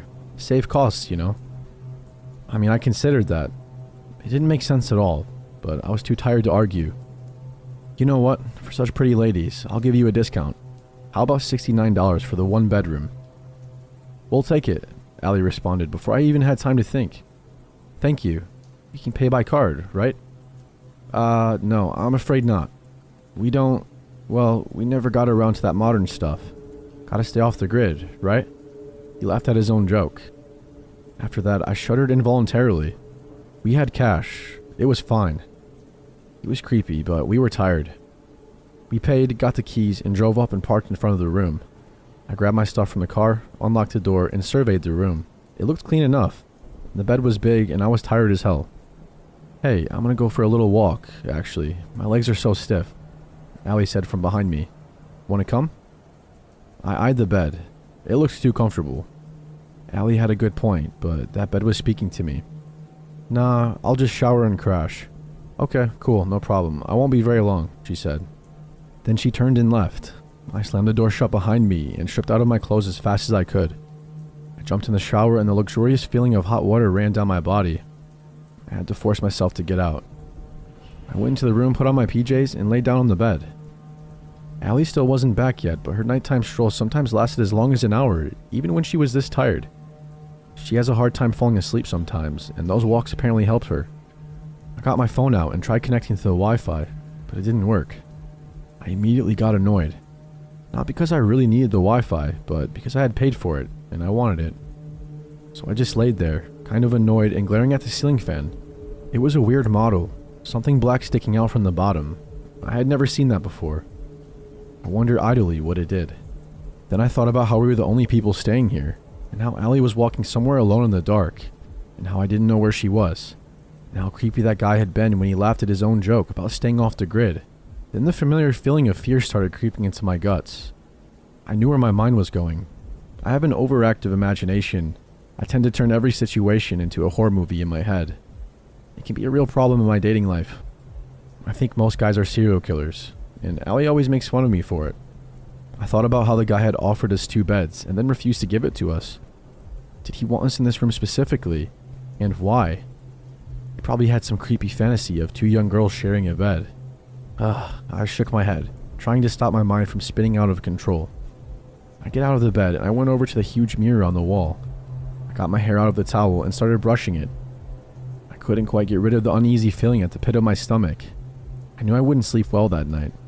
For some reason, I thought of the one-way mirror scene in Cabin in the Woods. God, why do I watch horror movies, by the way? They always come back to me at the worst times. I vaguely recalled that there's a way to check if it's a real mirror. I touched the mirror and there was no gap. I could see my eyes widening in fear in the mirror. No, wait, that can't be it. I tried to reason with myself. That's just ridiculous. This is fine. We're fine. It's gotta be the other way around. But maybe. I realized I could check the bathroom mirror. It was one of those medicine cabinet mirrors. That one was clearly real. I walked slowly into the bathroom. Please be the same, please be the same, I muttered. I wiped the fogged mirror, took a breath, and slowly pressed my index finger against the surface. Ice filled my veins. A gap. I took a deep breath, trying to clear my mind. We needed to get out of there. And where was Allie? I felt panic bubbling. I needed to get out of there. Okay, but play it cool, I thought. They could be watching. Who the hell are they? I can't let them know I know. I have to get out of here. The black thing on the fan. My breath caught in my throat. It had to be a camera. I went back into the bedroom and started putting my stuff back in my little bag. I hoped it looked innocent enough. Maybe we wanted an early start, right? Maybe I had OCD and liked all my stuff in my bag. It was fine. I went to put the bag in the car and I turned the doorknob. But it didn't move. I tried to stay calm and to not panic. They could be watching. Maybe it was jammed. I tried the handle again. Nothing. I used all my force. Nothing. I got my phone out and figured I'd text Allie and call the police. I had to do something. Of course, no signal. I literally wanted to cry. I looked around the room for a window. For the first time, I noticed they had bars in front of them. I've seen that before, of course. It's a safety precaution. My ground floor apartment in the city also had them so that people can't break in. I'd never before considered that they also very effectively stop people from breaking out though, as well. I figured the door must unlock from the outside only. Once you're in the room, you're stuck there. I pinned all of my hopes on that idea. Allie would come back, unlock the door, and we'd get out of there. The next 10 minutes were the longest of my life. I kept trying to come up with a plan, with something, but my mind was drowning in adrenaline. Finally, I heard footsteps outside. Allie was back. I got up, standing right next to the door, and she put the key in the lock, turned it, and it opened. Allie, get in the car right now, I said as I pushed her out of the room. Why? There's a camera in the room, I hissed as I pushed her back. Her eyes went wide, and she immediately obliged. I unlocked the car, threw my bag in the back, and we both jumped in. The door to the adjacent room bursted open, and the old man came running out. He slammed his hands on the hood as if he was trying to hold us back with his bare hands. We both screamed as I skidded out of there. Even in my panic, I could see several shapes behind him in the room. He had not been alone. I just kept driving, praying that they weren't following us. We have to call the police, Allie said after an hour of driving. We have to. I agreed. She used her precious data to find the number of the local sheriff's office and called them up. I only heard half of the conversation. Hey, I want to report an almost crime. I'm sorry. I'm not quite sure. What? No, sir. It's not a joke. We were staying at this hotel, and there was a camera. In one of those one-way mirrors, I interjected. What? She turned to me. Yeah, tell him. And a one-way mirror. And the door didn't unlock from the inside, she said, looking to me for confirmation. I nodded. There were people in the room behind that mirror, too. Her eyes went wide in fear as she repeated the information. Then she described the location of the motel. Yes. No, she sounded uncertain. We've been skiing, she frowned. Yeah? No, that's fine, we'd rather not. I looked at her quizzically. No, really, we're already out of state, we just wanted to let you know. And then she abruptly hung up. What was that? I asked. I don't know, he wanted us to come back and give a statement. Shouldn't we? I asked. She didn't say anything for a little while. I don't know, I got a really bad vibe. Let's not, please. And small town American sheriff's office. That's likely totally how you die in horror movies. We're not in a horror movie though. Are you sure? I shrugged. I wasn't really stoked on the idea of going back either. Frankly, I was still worried that they were following us. I really didn't want to get pushed off the road by some psycho hillbilly motel manager. And we had told the police. We had done our part. Or so I thought. But yesterday, there was a story in the news about 3 young girls going missing. They were road tripping in that area. Never made it back to Seattle. I can't help but wonder if they stopped at that same motel. I also can't help but wonder what would have happened if Allie didn't take that walk. If we both got locked in that room. What the people in the other room expected. And what were they going to do? If they just watch, or if Allie and I could have been that missing person story. After talking to my mom the other day, I just remembered a shady encounter my brother had. When I was 8 years old, I'm 20 now, my entire family moved from San Diego County to the middle of nowhere in freaking Colorado. After less than 2 years of being there and having to put up with the ridiculous weather, my oldest brother decided he'd finally had enough.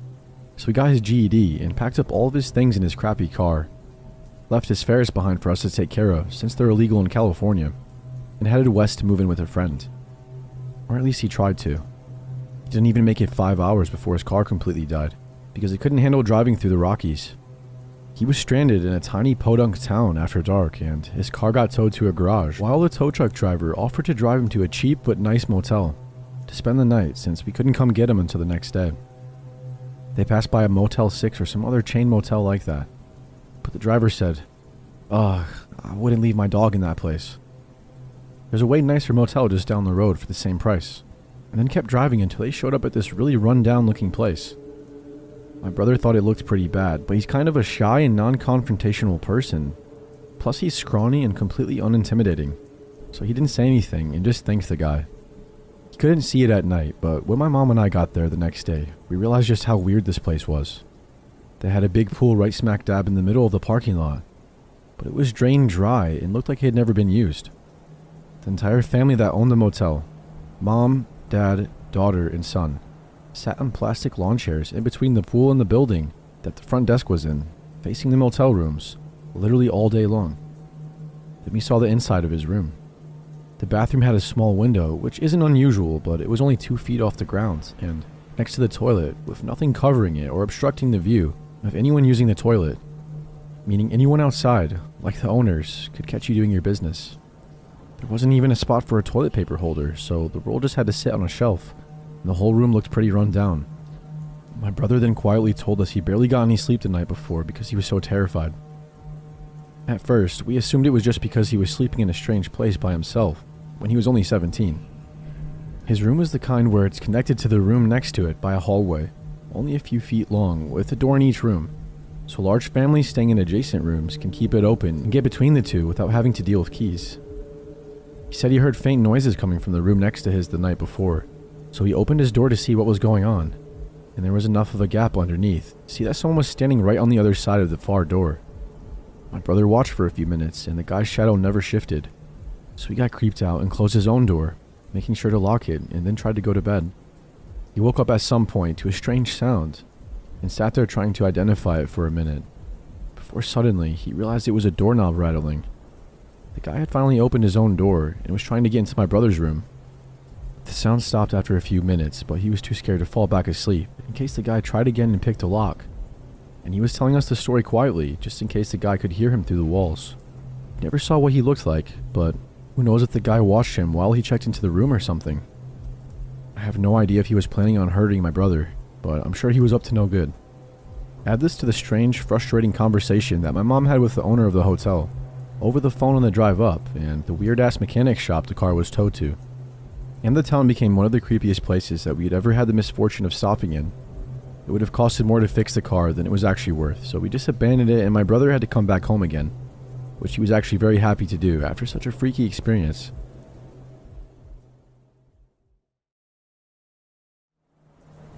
So this happened a little over 2 years ago now, and I wanted to post it somewhere just to look back on it one day and never forget the lesson that I learned.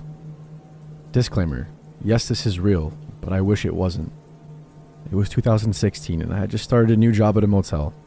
It was low pay, but I needed an office job. One of my friends, Michael, got me this job. For a few days I did training with the owner in the mornings, and for 2 nights Michael trained me. Our job was 11 p.m. to 7 a.m. Nothing exciting, just checking guests in and doing paperwork. My boss, however, the owner, went away with his wife on vacation for a week, which is attributed to the swift training I had to endure. So it was my first night alone on the night shift. There was a monitor with security cameras around the motel's property and large glass windows all around the office building with a glass door. There was no night window like most motels have. It was fairly early in the night, and about 1 a.m. I was just doing my normal check-in paperwork when a man walks in and asks if we have any rooms available. Usually if someone is sketchy, my boss has me lie and say no, but he seems normal at the moment. Without hesitation, I said yes, of course, just for one, and he replies yes. So I begin creating the reservation on the computer when I notice he starts swatting the air and making spitting noises as if he's being surrounded by flies. I tried to ignore it. As far as I was convinced, it wasn't my business. So I tried to check him into the room quickly as possible. I give him his key and he's on his way. At this point in time, I could be described as very timid. I had a lot going on in my personal life at the time, so I hope you can all understand my reaction to what happens next. The man comes back from his room and slams his hand on the glass door and causes me to jump. Absolutely frightened to the bone, I look up to see him just staring at me. He cracks the door and puts his head through and says, "I can't get into my room. Why won't you let me into my room?" And my only defense is trying to be helpful, so I replied, "Maybe there's something wrong with your key. Let me give you another one." The look he had in his eyes was inexplicable.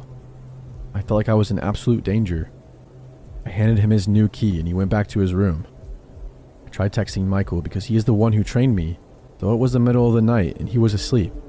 With no reply from Michael, I noticed the man trudging down the stairs to come back, and I go into absolute panic mode. I run to the back office and lock the door, and I pull out my pocket knife. It's important to keep protection when working at night. I hear the man in the office yelling, "Hello, hello, why won't you let me into my room? Do you not like me?" Me being an absolute idiot and not standing my ground and calling the police when I'm feeling scared, I decide to take the situation on alone. I reply, "Hey, I'm just on the phone. I'll be right out." I then start calling Michael over and over for help, but no answer. I decided to take a few deep breaths and then step out of the office. The man was not there. He was in the bathroom. I start hearing him talking to himself angrily, saying, "Kill her, kill her." Then my heart sank. Still being an idiot and not calling the police, he comes out and I say, "Hey, your key was broken. Let me escort you to your room." He agrees, thankfully. I was wearing a long sleeve sweater, so with my arms down, I was able to hide my knife in my hand while holding it. I began to walk outside and he seemed insistent to walk behind me. We began making our way to the staircase and up towards his room. I was sweating from how nervous I was, continuously looking behind me to make sure he wasn't going to make a move. He stops at a room and I stop at his room a few doors down. I smile and say, "Oh, that's the wrong room. This is your room here," as it clearly said on the door. The whole time he was going to someone else's room and trying to open the door, and I felt bad for them. Quickly ran back to the office and locked the door. The next guest I checked in was a police officer from a few towns away. I felt bad for confiding in them about the guy, but they seemed willing to keep an eye out and an ear. The next night, the man came back, but I had the doors locked and told him that we were all booked up. I explained to my boss what happened when he got back from vacation. However, he didn't take me very seriously. I continued to work there on the night shift for the next year, where many other strange encounters happened. Moral of the story is, if you ever feel uncomfortable, always call the police. I've always been a very antisocial person. I've tried my best to grow out of it, but the older I've got, the worse it has become. I have a family that I love dearly and that I'm unbelievably thankful for, but sometimes I just need my space and time alone to decompress and do what I love. I built a cabin in the Upper Peninsula of Michigan, in the city of Marquette. The cabin is in the middle of the woods, and I go hunting up there as well as ice fishing.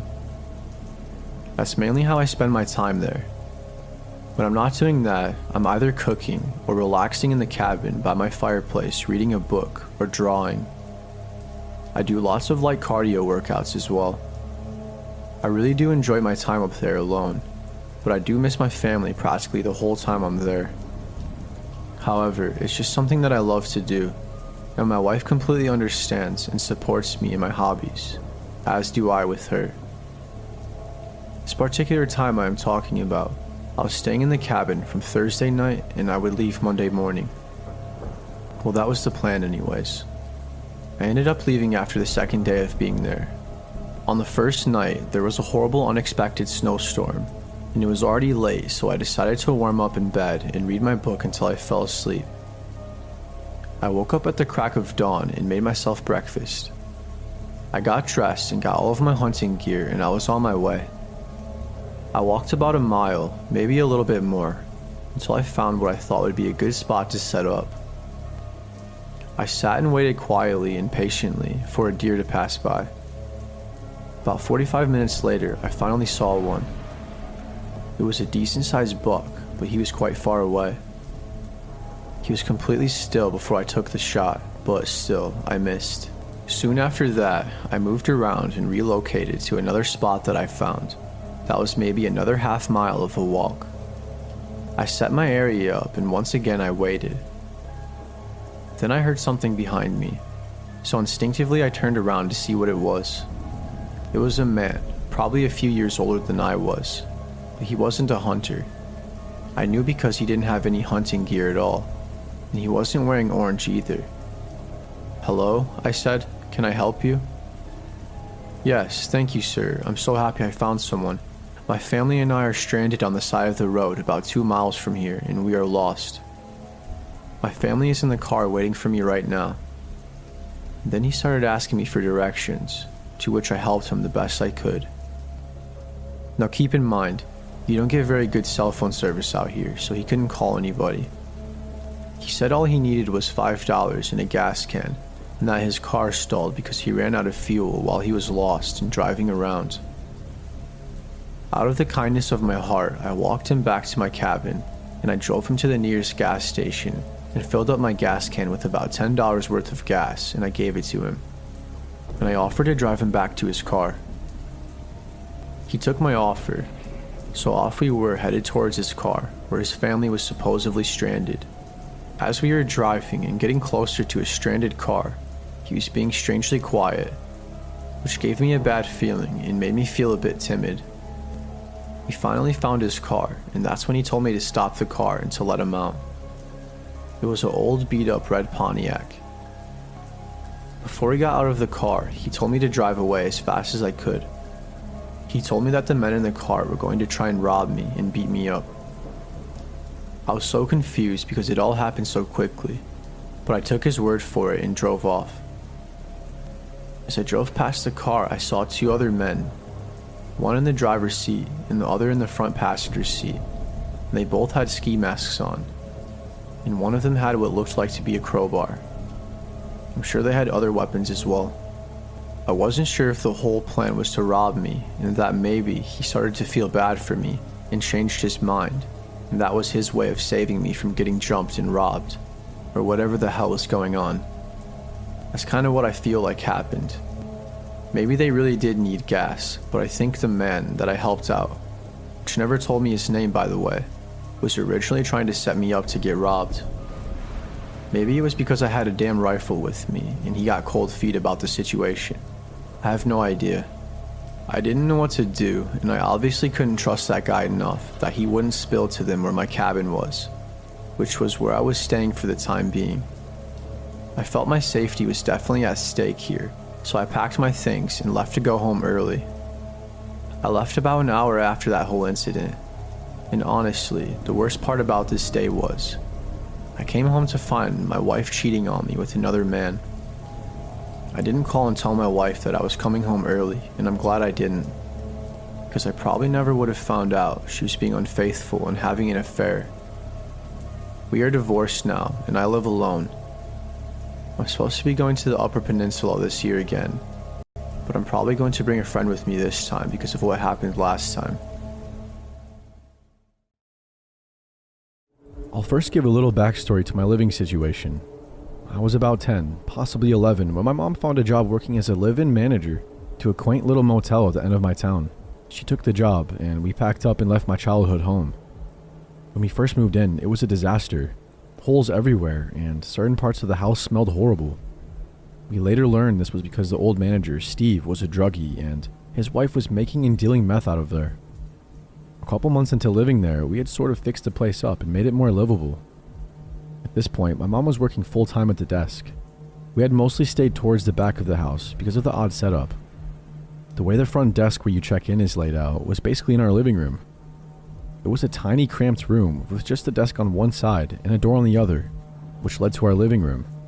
A lot, and I mean a lot of people decided to just open that door whenever they pleased, and often got a view of whatever video game my brother and I were playing. This as a kid already freaked me out, and because of the motel's past, many meth heads came by looking for Steve, and would just walk right in when they didn't believe my mom when she said they didn't work or live there any longer.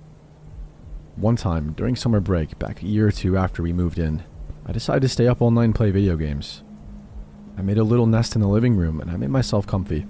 It was around 1 in the morning after hours of Skyrim when I started to hear weird noises. Usually if my mom knew a regular would be late, she would leave a key in an envelope for them, which looking back doesn't seem smart at all. I heard talking and it sounded like two men speaking a different language. I figured that's what they were doing and would leave in a second, but they never did. I continued talking for like 10 minutes before I started to hear them pull on the door. At first it was gentle, as if they were just testing it. As they continued, it seemed to get more frantic and I could almost hear grunting. Soon it was full on banging on the door. I was confident that my parents would hear it, but the room was all the way in the back of the house, which was about 3 hallways down. So after a minute, I figured I might be screwed and that I was probably going to die. I was a super paranoid kid. The banging stopped, and after a few seconds, I started to hear tapping at the window behind the desk in the house. I saw very clearly a head from behind the curtain. The windows were high up, and he looked to be stretching up to get it. He started to yank on the window, trying to break it open. While he was doing this, I saw movement at the screen door in the kitchen. At this point, I was absolutely shitting myself. I mean, I was petrified.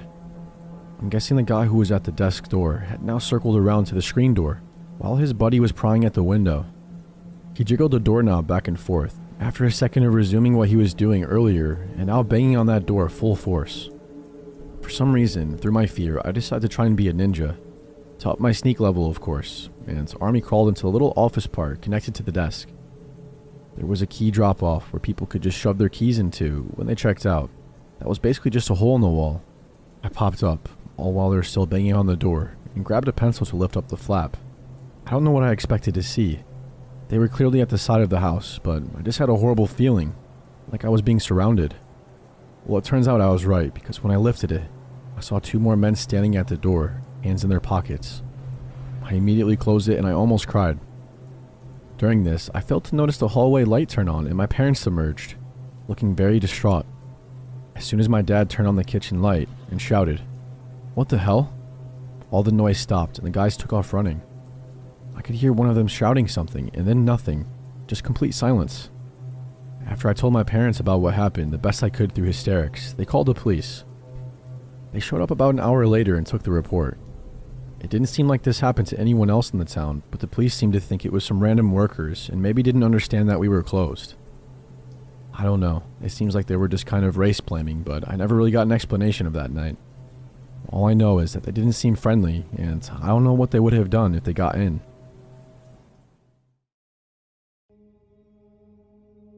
My wife and I take yearly vacations to different places. It's our way of taking a break from regular everyday life, as well as getting to spend some quality time together. This year we had a cabin booked in Washington State. It was far out and described online as being quiet and peaceful, away from any other places or people. Most of our life is in crowded cities, so this sounded great for us. When we flew in, we walked to a grocery store to pick up what we needed, then took a taxi out to the cabin. We didn't rent a car because we knew we'd only be there for 3 days, so we wanted to spend it just at the cabin. And if we changed our minds or needed anything else, we could always just order an Uber. The taxi ride was just over an hour from the town we landed in. Most of the drive was between huge mountain ranges and tree-covered landscape. It was really beautiful and got us both excited for our stay. Then at just about 7 p.m., we arrived at the cabin. It was completely alone in the middle of the forest. Even the driveway leading to it wasn't much more than some tire tracks in the dirt. We got out and paid the taxi, then brought our stuff inside. The cabin itself was small. There was the main floor that had the kitchen and living room, with a ladder leading up to a loft area that had the bed in it. The bed area on the loft was short though. You literally had to crawl into the bed, kind of like one you'd see in a tiny home. Anyway, we unpacked the groceries and made a very quick dinner since we were tired from the flight. Then we opened a bottle of wine to settle in for the night. We lit up the fireplace and chatted about how we were looking forward to the next few days. It was around 11 p.m. at this point, and as we talked, we both suddenly heard something outside. Someone was walking in the grass near the cabin. It was loud, too, like they were really close.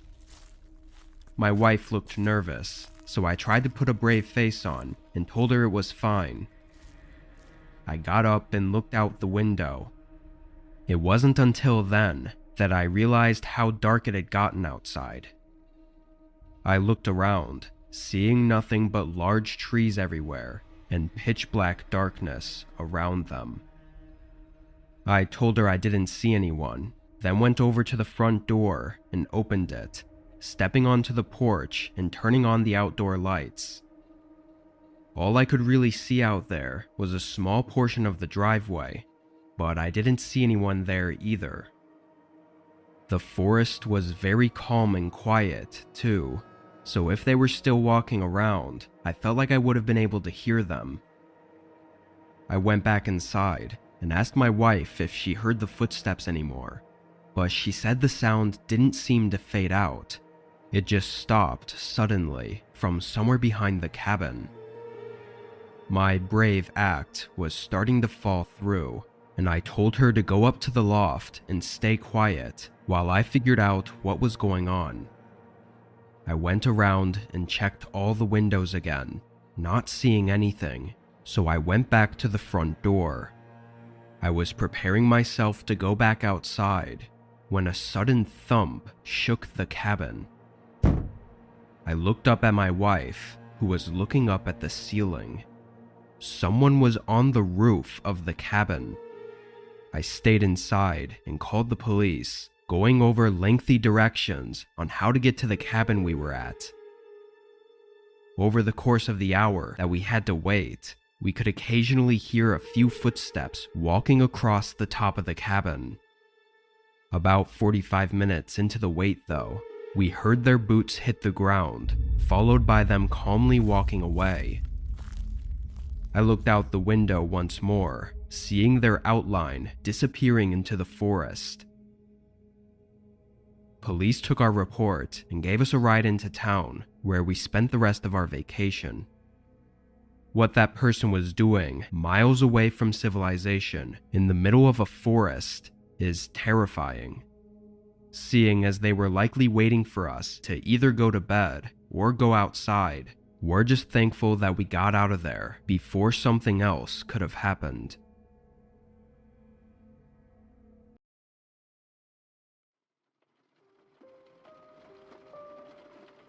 When I was 19, I worked as an Uber driver.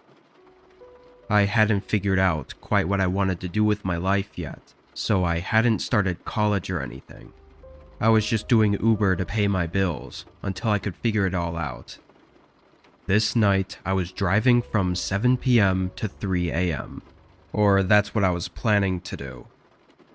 Most other drivers weren't working around those times, and I was always more of a night person, so this was just when I liked to work. Around 11, I picked up a lady from a bar and drove 35 minutes away to drop her off at home. It was pretty much at the edge of the city, in a much more secluded and quiet area. After that, another pickup request came through from somewhere 10 minutes away. I was reluctant to accept it because the drop-off location wasn't back toward the city, but instead further out. I still ended up accepting it, and just hoped that the next person would be going towards the city, where there would likely be more work. I pulled onto the road and started driving to the pickup spot. The road to get there was through a bunch of farmland and not much else. It was pretty empty of any other cars, too. Once I got to the last turn, it was down a thin dirt road going between a field of tall grass or wheat.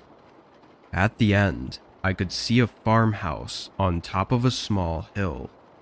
That was the location that the app said they were at.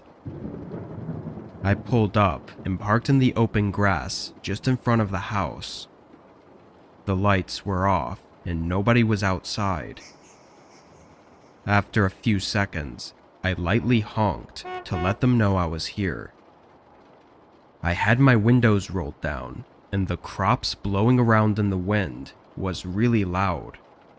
I only say that because a sudden tap on the passenger door startled me. I hadn't thought to look back at the road I just came from, because I obviously assumed he would be coming from the house. The man leaned his head through the open window and looked at me. There was a strange moment as he held a straight face and said nothing before I spoke, asking if he was the one who ordered the Uber. His eyes moved to the back seat, looking around before he nodded and looked back at me. "Can you help me carry something out to the car?" Technically being at work, my reactive answer was sure, and assuming it was just some luggage or something, but I quickly regret answering without thinking about it. He began walking toward the house, so I got out of the car and followed loosely behind him. Once he got up to the porch, he opened the door and somewhat rushed inside without even looking back at me. As I matched his pace and got onto the porch, the wide open door showed an empty hallway with still no lights turned on, and the man was nowhere to be seen. I couldn't even hear any footsteps of him walking around. Standing there, an eerie feeling loomed over me. "Sir?" I called out. The house remained quiet, with no response or movement from inside. Past the doorway, it quickly fell to nearly pitch black, and with it being eerily quiet, there was no way I was going in there. I turned and ran back to my car, then drove back through the field and down to the main road, canceling the Uber. My biggest regret from that night was not saying anything. I thought since nothing happened, I had no good reason to notify the police, but every time I think back on it, there seems to be less of a chance that it wasn't something horrible. I even looked up some information on the farmhouse about a month after this happened, and all I could find was that it was last sold in the 1960s. So the man I saw almost definitely wasn't the owner. He probably didn't even live there. What was waiting for me inside that house, had I followed him in, is something I'll never know for sure.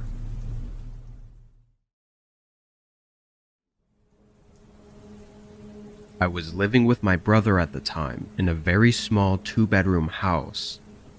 It was really outdated and in a bad part of town. Both of us were saving up to move out and away from there, and thankfully we were able to a few months after this happened. At the time though, I was working overnights at a hospital and my brother worked mid-shifts at a grocery store. Because of this, we rarely saw each other for more than a quick hello or goodbye. It was my day off, and since I worked overnights, I usually tried to keep my sleep schedule the same. So I woke up at 8 p.m. and had breakfast, then greeted my brother as he came home from work. A couple hours later, he went to bed, and I stayed in the living room, watching Netflix and relaxing. Not too long into the show, a light beamed into the room from outside the front window, almost as if someone was pulling into our driveway. I got up and went over, looking out and seeing a car parked behind mine. Their lights were still on and blocking any view of who was inside. I didn't have much time to look though, because a sudden knock came at the front door. Of course, I was immediately aware of how odd this was, but even more so because it was pouring outside. When I looked out the front door, a man was standing in the rain just outside of the porch. I didn't know if this was the person from the car, and maybe he just got out really fast, or if there was someone else, but either way, I wasn't going to answer the door. I went back to the window and waited. A couple minutes later, the man by the porch walked up to the car, getting into the passenger seat, and then they backed out and drove away. I thought it was really weird, but that they must have had the wrong house. I sat back down and started watching my show again. I didn't even really give it much thought after that, and spent what I think was the next hour laying on the couch, but at some point I dozed off.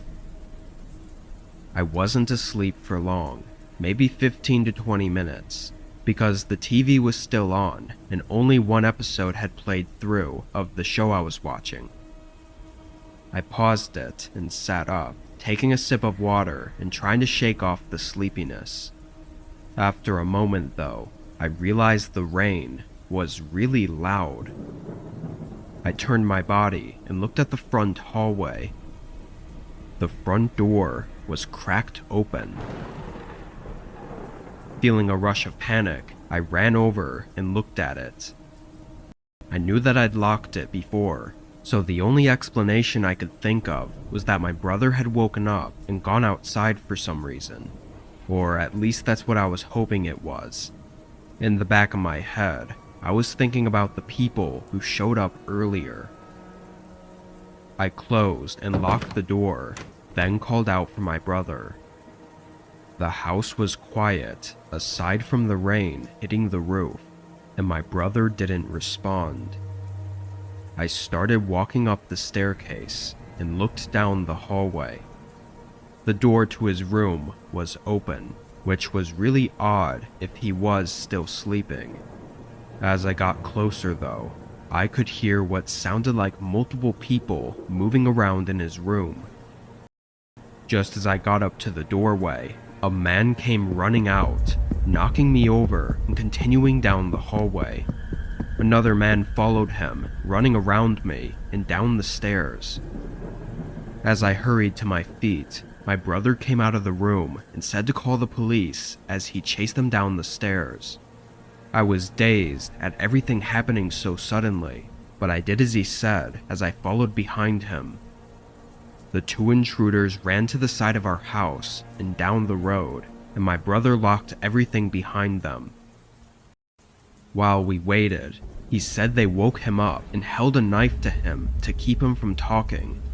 He said this all happened only a minute or so before I woke up, but when they heard me coming upstairs, they got flustered and ended up just running. They never said why they were there or what they wanted. Whether it was a planned attack on us specifically isn't known, but to me it seems like they were targeting my brother in particular, but maybe they just didn't notice me on the couch. It's hard to say. Like I said though, we moved out soon after this occurred, and after that, nothing else has happened.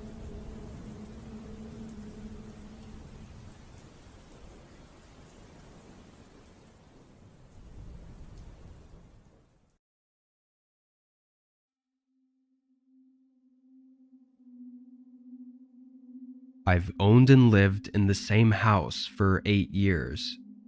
It's a normal family-sized home, which was relevant when I had roommates.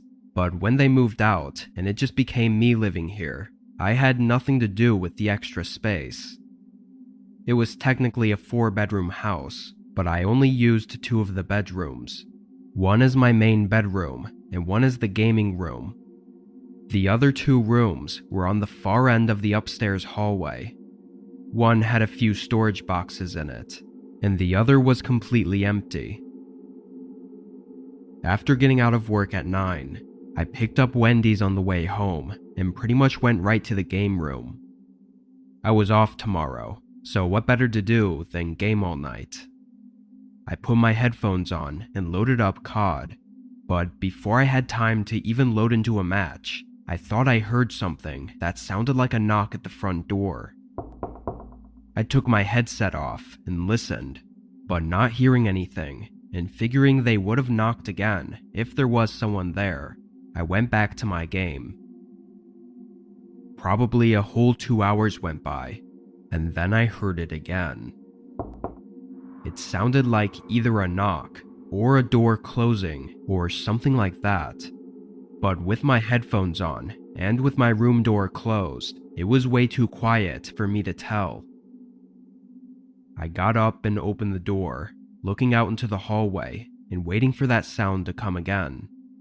After a minute though, I went downstairs and looked out the front door. Nobody was outside my house and everything seemed normal. Having been hearing these sounds though, I obviously made sure the door was locked before going back upstairs. To be a bit more cautious, I left my room door open this time, so if it happened again, maybe I'd hear it better. I put my headset back on and continued gaming. I played through a whole round, so like 20-ish minutes. As the game ended and I leaned back in my chair, a figure rushed past the open doorway just off to the side of my view. I immediately threw my headphones off and jumped from my chair. Horrified and unsure what to do, I just stared at the doorway. I didn't get the courage to finally move for several minutes. When I looked into the hallway though, and eventually the rest of the house, nobody was there. But the front door was unlocked again. When police came and investigated, it was clear that the person had been hiding and very likely living in the empty room. I hadn't been in there for weeks or maybe even months, so all this time they could have been just on the other side of the wall from me, and I had no idea. It's really scary to think about, especially if I'd happened to confront him. There's no saying what he would have done.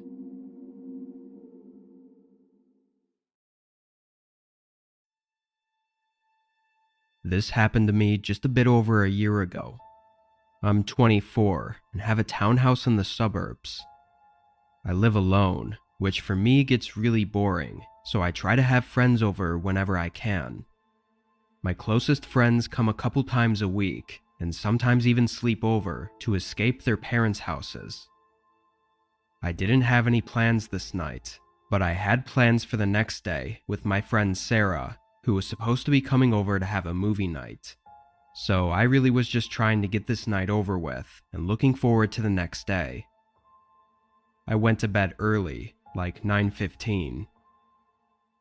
In the middle of the night, I woke up. I looked at my nightstand and saw it was 2 a.m., but the way I woke up was odd. My heart was pounding for some reason, and my brain was very alert and aware, like something was happening. I thought maybe I had just woken up from a nightmare or something, until I heard a click from downstairs. I sat up. a door slowly screeched open, and I could hear someone's footsteps entering my home.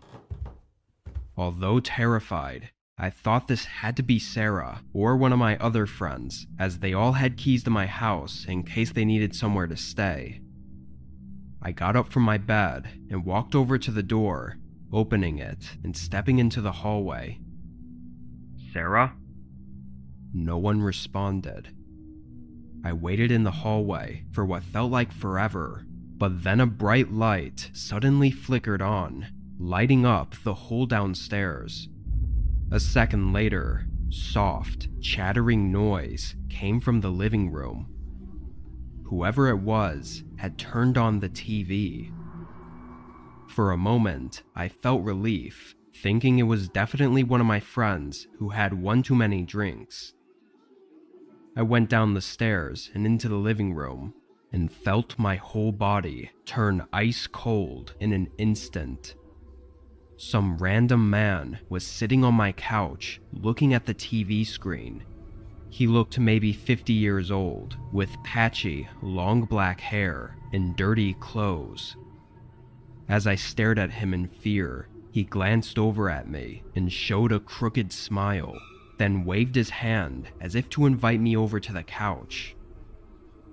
I turned around and sprinted right out the front door. I banged on my neighbor's door until they let me in and called the police. By the time they made it, though, he was gone. No trace of him at all. What's worse is the police didn't take it all that seriously, suggesting it was probably just some harmless homeless man wanting a place to sleep. The way I see it, everything points to otherwise. He picked the lock on my door, sat on my couch, and turned on the TV. Then the sick man smiled at me and invited me over to the couch. I think he may have been a stalker or something, and now I find it hard to even sleep at night when I'm alone, thinking that there's a chance that I'm not really alone.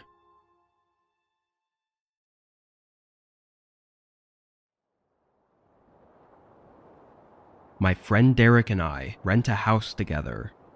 He's a pretty big partier though, and often stays out really late, or even sleeps over at others' places, so a lot of nights I have to myself. This was one of those nights where Derek was out at the club or something, so having the night alone, I brought out a couple cans of beer to our front porch and sat on the swinging bench we had set up.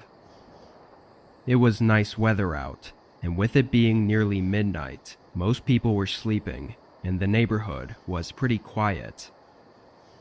After being out for a little less than an hour, a person came walking down the street in front of the houses. He looked like a large guy and had a sweatshirt on with a hood over his head, but something was off about the way he was walking. He was very stiff, like only his legs were moving and his whole upper half wasn't.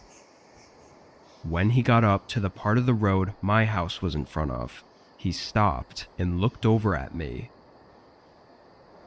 I waited a few seconds for him to say something, but he didn't say anything. He just stood there in the middle of the road, right in front of my house, and looked at me. "Hey buddy, you need something?" He stayed quiet for a moment, then started walking up my driveway.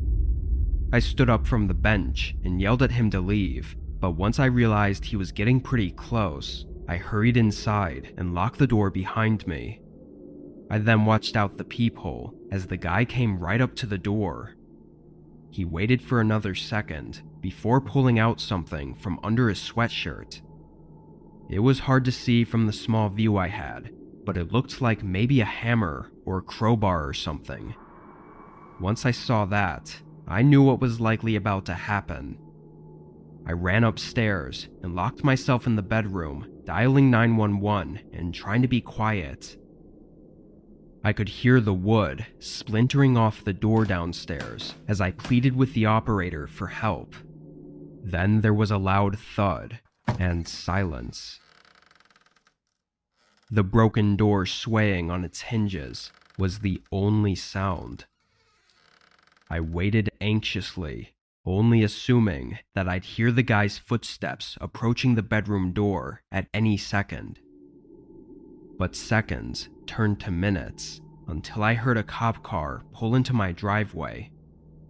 I thought about running down to the officers, but the operator suddenly told me through the phone to stay where I was and wait for the cops to get to me, so I sat back down. 30 seconds later, I hear one of the officers walking up the stairs, followed by them shouting and firing off a taser. The guy had been standing right outside the bedroom door, as if he was just waiting for me to open it. He was arrested and apparently was very drunk, but I have no clue who he was or why he did what he did. As far as the officers have told me, the guy wouldn't even say why he was walking down the road or what he was even doing there. All I know is if I had opened that door, it would have been the last thing I ever did.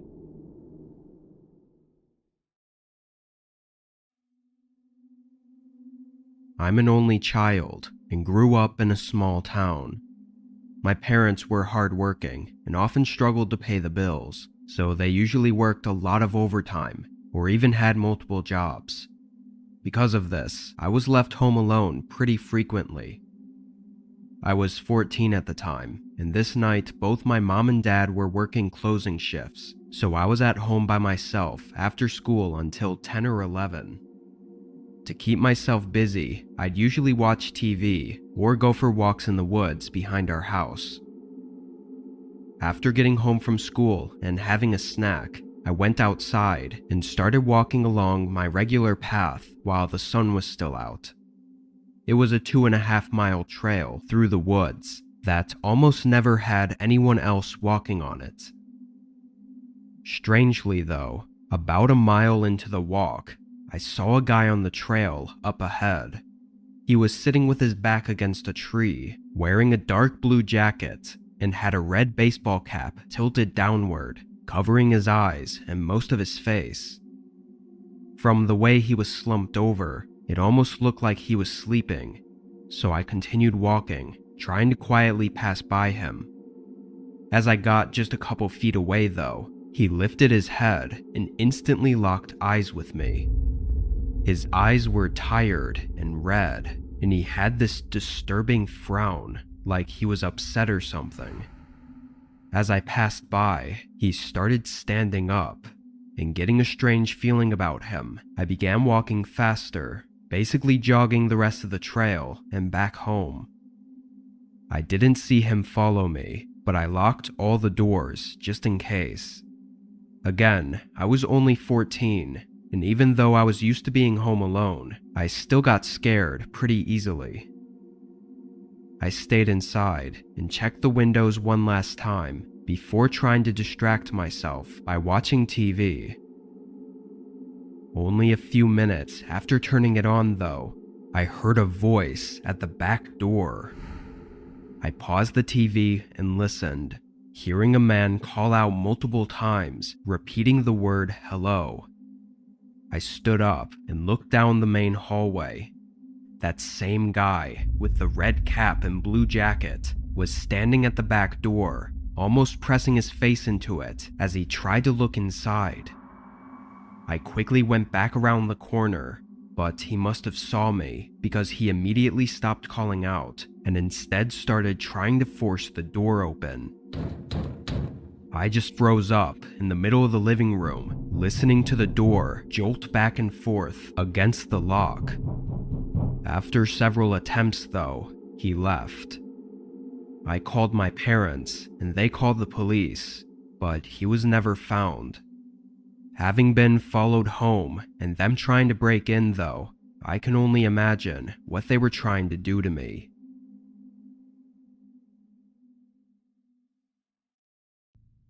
My husband and I live on a ranch in a very rural part of Georgia. The nearest town with a grocery store is a 45-minute drive from our house.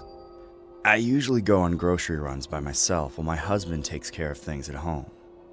One day, I was about halfway to town, on a fairly desolate stretch of road, when I saw two people on the side of the road. They were waving at me with their thumbs up. I slowed down as I got closer. It looked like a man and a woman. I knew it would be risky to pick them up, but after considering it, I wondered how long they had been out there, walking for hours with nothing around for miles.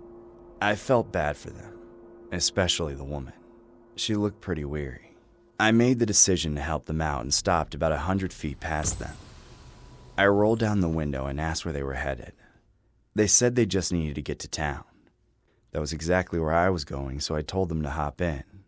The woman got in the back seat and the man got in the front.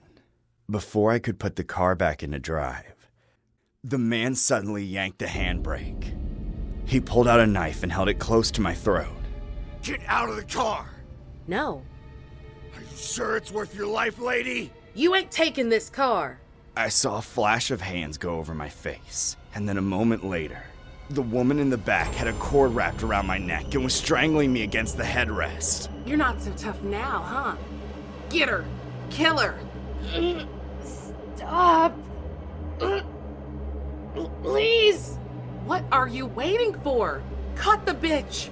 I thought I was about to be stabbed to death, but for some reason, the man was hesitating. It seemed like he didn't want to go through with it.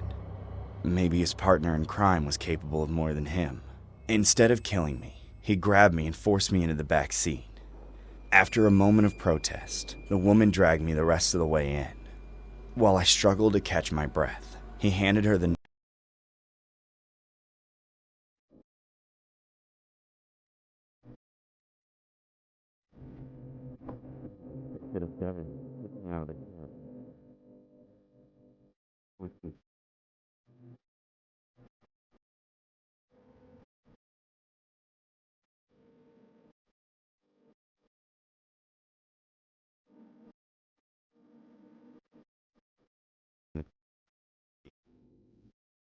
impression that I might do anything. Looking into the eyes of the woman that was guarding me with a knife, I saw a maniac just waiting for the slightest reason to take my life. The man driving the car, as unsure of himself as he seemed, was the only thing reining her in. That was a really scary thought. The two of them continued bickering at each other, trying to figure out what to do with me. Well, if we're gonna keep her here, we might as well use her for something. What the hell is that supposed to mean? We can pull over and entertain ourselves with her. It's been a while, hasn't it? Don't you want to let off some steam? No, shut up. We're not doing that.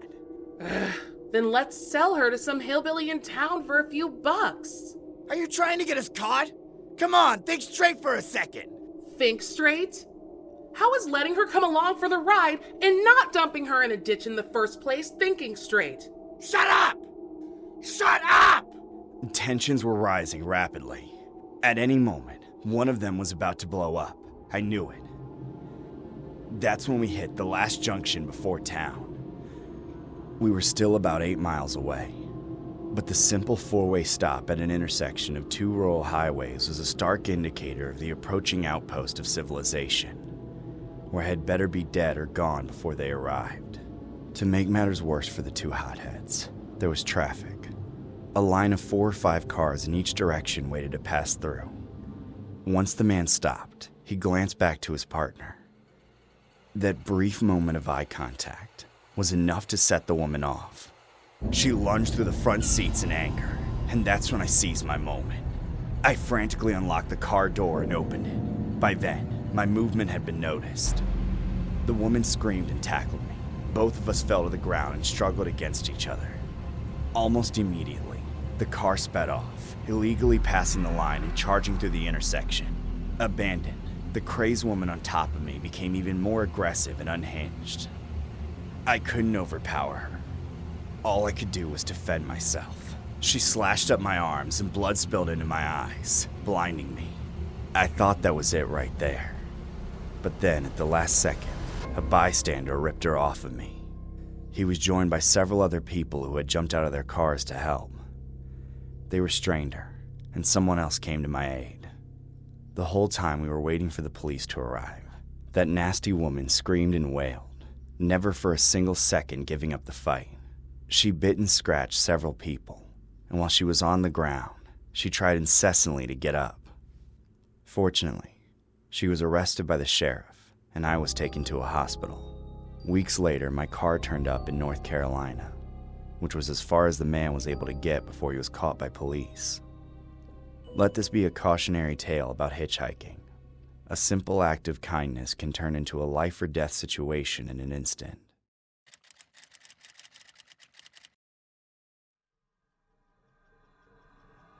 The story first appeared in the news in late November of 2023. A woman in Cherokee County, North Carolina, picked up Jordan Hedden and Stephanie Neese, who were hitchhiking. Hedden forced the woman into the back seat and took control of the car, kidnapping the woman. Stephanie Neese was subsequently arrested in Georgia, and Jordan Hedden was later apprehended after a period on the run. In my early 20s, I traveled back and forth across the country. I didn't have any destination in mind. I was just tired of being trapped in my hometown my whole life. So once I had a bit of money saved and gathered up some supplies, I hit the road and never looked back. The thing was, I didn't have a car. So if I didn't have enough money for a bus ticket, I was either walking or bumming rides from whoever I could. That often meant hitchhiking. I lost count of how many times I got a ride with just my thumb. There's a huge stigma about hitchhiking, but in almost all my experiences, it turned out fine. Of course, as many female travelers I've met along the way have pointed out, being a man makes it much safer. Plus, I always keep my wits about me and know exactly where my knife and hatchet are at all times. Unfortunately, my luck did run out one day. I was stuck in Fresno, trying to get to another city in California. It didn't matter which one, as long as it was easier to make money there. I flagged down a guy in an old SUV. He said he was headed north about 40 miles, which was fine with me. I immediately noticed the guy was really fat, probably over 300 pounds. He was gross looking too. But at that time, I hadn't showered in a while, so I wasn't in a position to judge. I hopped in and we got on our way. We couldn't even get through introductions without some serious red flags going up. What's your name, son? I'm Kai, straight out of Dogtown. What about you? Well, my mama named me Jet, but that's just 'cause she didn't know any better. What do you mean? I mean, my real name is Jesus. You mean like Jesus Christ? Yes, boy. Jesus Christ in the flesh. That's me. Oh man, I thought. Here we go. This guy was obviously nuts, but this wasn't the first time I'd gotten into a car with a crazy person. I just rolled my eyes and humored him with a bit of healthy skepticism. That can't be true, man. You don't think so? Then how come I picked you up and gave you a ride without anything in return? Who else would do that? Lots of people have, man. Sure, maybe you're right. Of course, if you were a girl, that wouldn't be the case. Huh? Never mind. We sat in silence for a while. I thought about asking to be let out early, but I had a feeling that would upset him, which wouldn't be a smart move. I tried to sit there and bear it. Unfortunately, this guy was obviously a talker. I knew he was itching to say more stuff to me. Finally, he blurted out a question about traveling. He said he traveled all over the world, healing and saving people everywhere he went, spreading the word of God. I'd never left the country before, so I couldn't disprove anything he said about cities in other countries, but he was clearly full of it. Eventually, things took an even worse turn. What's your favorite place you've been, Kai? Probably New Orleans. Ah, good choice. But I'd have to say the Virgin Islands. It really lives up to the name, you know? You ever been with a virgin before? Yeah, once. It's the best. The younger the better, I always say. I got some pictures in the glove box. You want to see? I strongly declined to see whatever illegal filth was in the glove box, but he kept pressing me. It turned into a shouting match. Eventually, he said he'd get the photos out himself. Then he reached over me and opened the glove box and started rifling through it. The car started drifting into the right-hand shoulder. I shouted at him to pay attention to the road. I tried to grab the steering wheel to correct the car, but he was too fat for me to reach around. That's when I saw the parked work truck on the shoulder ahead of us. We were barreling straight for it. The lights were flashing and there were men outside of it, unaware of the danger heading their way. I screamed at the man as we drove off the shoulder and into the grass, about to crash into the trees. He finally noticed and tried to get back in his seat and get us back up on the road, but he overcorrected and lost control. The brakes locked up as we ran straight into the back of the work truck. Poor soul standing there didn't have time to react. The airbags went off and I was dazed for a few seconds, but when my head cleared up, I saw the horrific scene. The worker was pinned between the car and the truck, screaming in agony. I cussed at the creep and told him to get out and help, but he just sat there in shock. I got out of the car and tried to help the worker, but as soon as I saw what the impact had done to him, I knew there was nothing I could do. His legs were completely crushed, lost in a heap of metal carnage. A moment later, a woman came running over to the scene. She was on the phone with 911 and asking me questions, but I was still too shaken from the crash to remember exactly what she said. She was skinny, and though she was an adult, she had a juvenile look to her. I remember thinking she was probably the creep's type. And just then, he got out of the car and ran straight for her. The crash made any restraint he had disappear. He tackled her into a huge bear hug. She started screaming and dropped her phone, trying to hit him so he would let go. After a few seconds, he took her to the ground. I couldn't believe what he was trying to do in broad daylight. If he wanted to, I thought he would snap her neck like a twig. I rushed into the car and got my hatchet out of my bag. I went right over to them and plunged the hatchet into the back of his skull. Then I ripped it out and struck him again. I hit him several more times before his body went limp and he rolled over off the woman. She was crying and whimpering in shock. A lot of blood had spilled onto her face. I did what I could to comfort her, but she had retracted into a mental shell. I looked around at the surreal scene. 2 dead men, a traumatized woman, and me at the center of it, wondering how the hell I got there. Soon after, police and paramedics arrived. I was questioned and cleared of any guilt. After that, the news reporters arrived. I told them what happened too.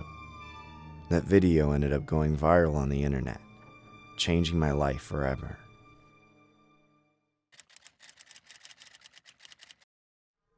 Caleb Lawrence McGillivray, also known as Kai, or the hatchet-wielding hitchhiker, was at the center of viral internet fame in early February 2013, following an incident after hitchhiking in the car of Jet Simmons McBride. During the ride, McBride disclosed many things about himself to Kai, including that he believed he was Jesus Christ. Shockingly, McBride even admitted to assaulting a 14-year-old girl in the Virgin Islands. While regaling Kai with his life story, McBride crashed his car into a parked work truck, pinning a worker. After a woman came onto the scene, McBride suddenly leapt from his car and attacked her. Fearing for the woman's life, Kai retrieved a hatchet from his bag and repeatedly struck McBride in the back of the head. Though he appears to be the hero of this story, in May of the same year, Kai was once again wrapped up in brutal violence. He was arrested for beating a 73-year-old man to death in his home. Kai claims that the man offered him a place to stay, but it was only to drug him and take advantage of him. Kai reports that all of his actions were taken in self-defense. But 10 years later, it was ruled that the killing was premeditated. The judge sentenced him to 57 years in prison, calling him disingenuous and cunning. It makes one wonder about the legitimacy of the story Kai told the police and the press in Fresno. Was he truly a hero? Or was he a man secretly waiting for a good reason to kill?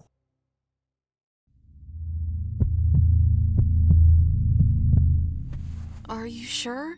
You might have to drive all night. If I don't go, they'll give it to someone else. We need the money, Ruthie.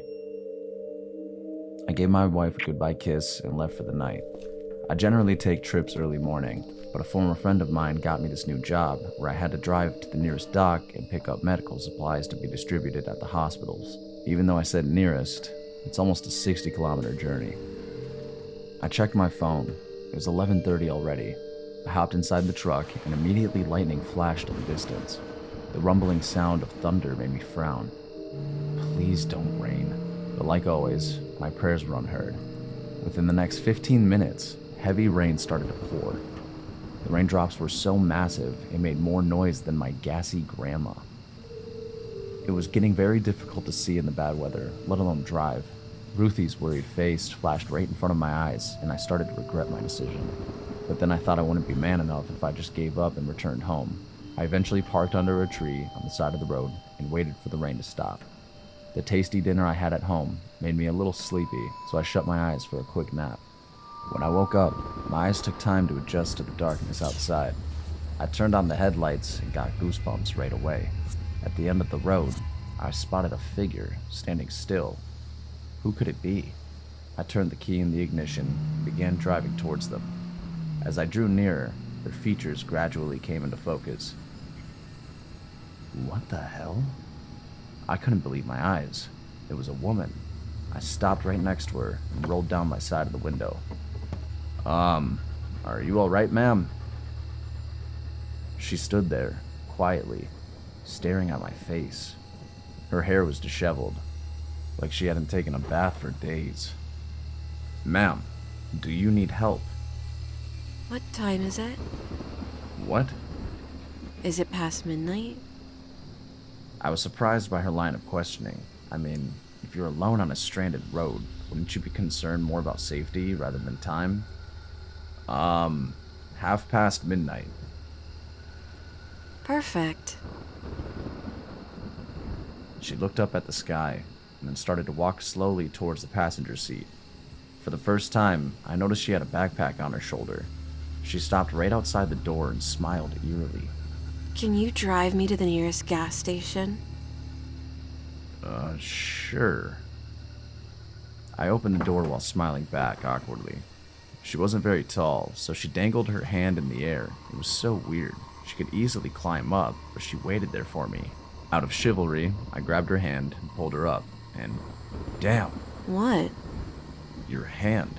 It's so cold. Maybe because I'm a cold-blooded murderer. She sat right next to me with her backpack on her lap. The way she talked, laughed, even breathed seemed weird and creepy to me.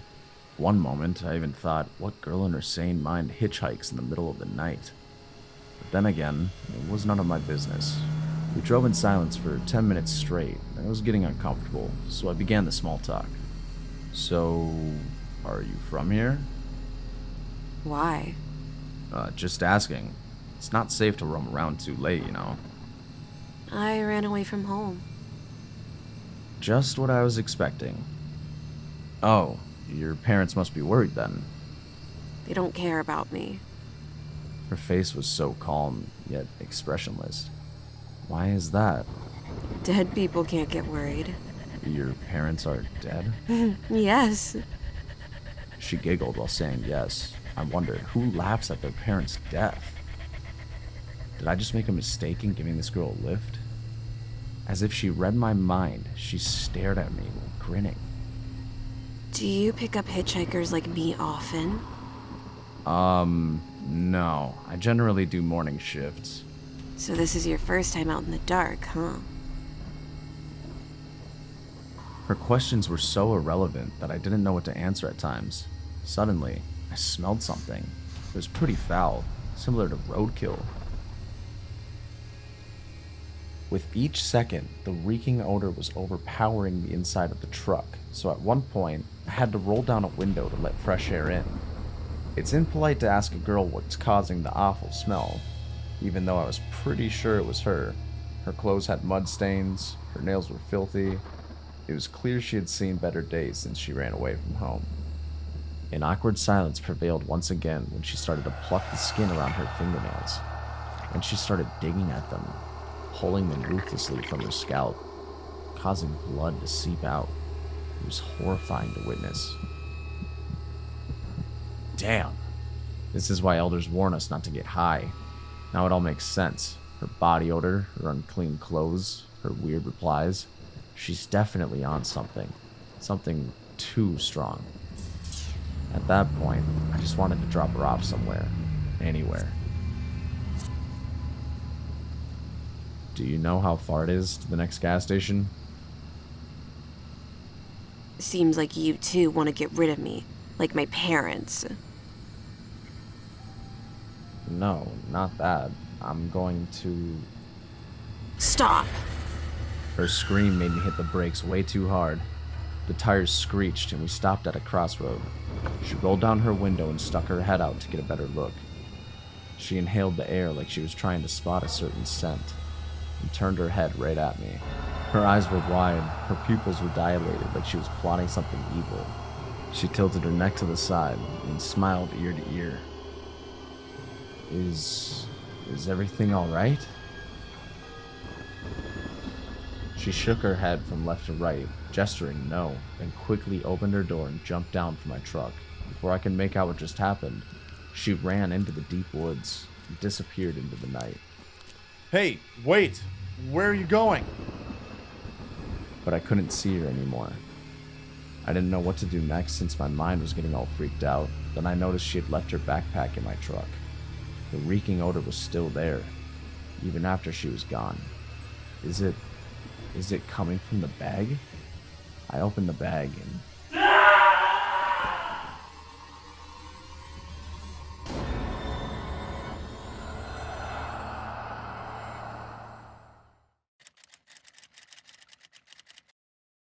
On November 21st, 1989, 46-year-old truck driver Robert Pierce picked up a female hitchhiker from the side of the road. The woman seemed a bit odd and carried a worn-out backpack. As she drove, Robert noticed a strange odor. Eventually, the woman got out, leaving her backpack in Robert's truck. When Robert arrived at his destination, he noticed the backpack on the passenger side floor. Curious, he opened it, and to his horror, found a severed human hand inside. He informed the police, but they never discovered who the hand belonged to, nor who the woman was. I was with my ex-boyfriend Ethan for almost 10 years. When we met, he was very kind and had a steady job. We soon started a family together when I got pregnant with our first child. Things continued to be good between us until shortly after we had our second kid. A few months later, Ethan developed a drug habit. He blamed it on the stress of trying to keep up with work and the kids. He said he needed it to get through the day. I believed him at first, and he promised to never let them find out about it.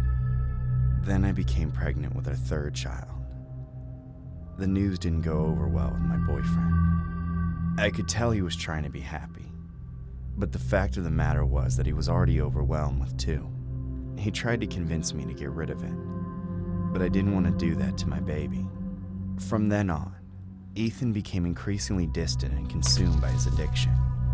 I reached out to him several times, but it was almost impossible to get to him. The handful of times I was able to, he would be better for a few days or maybe a week and then would slip right back into it. Eventually, it got so bad that he was fired from his job. That sent him into a spiral he never recovered from. He was incapable of holding down a job after that. Even the Pizza Hut, literally 1 block from our house, had to fire him because he was always late. And any money he earned, he spent on narcotics. All he cared about was going to the gym, injecting steroids, and getting hopped up on stimulants. It felt like I was raising the kids by myself, like I was a single mother.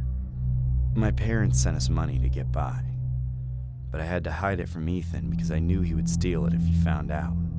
One day, I was finally fed up with his addiction interfering with our lives. I confronted him, knowing it would probably end with a big argument, but I didn't expect just how angry he got.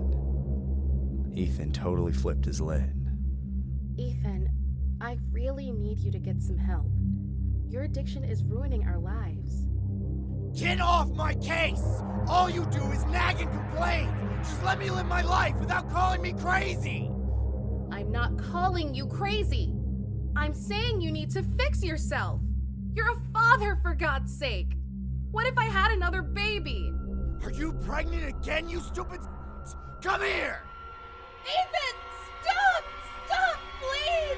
Please! Ethan!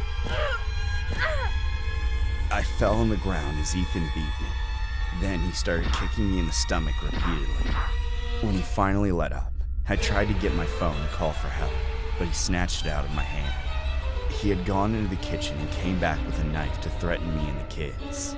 I got up and ran for the door, but Ethan grabbed me and waved the knife in my face. He said nobody was going to leave the house or call anyone. He kept my phone and locked all the windows and doors. He made us all sit in the living room and told us that he would kill anyone who tried to leave. The kids were crying, and I was petrified. After the edge of that knife came so close to my eyes, I couldn't have run away even if I wanted to. This all happened late in the morning.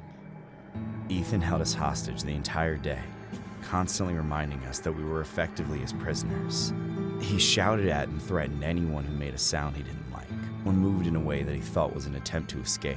We weren't allowed to leave the living room, and we had to have direct permission to use the bathroom. The entire time, Ethan kept himself hopped up, and he did it right in front of the kids.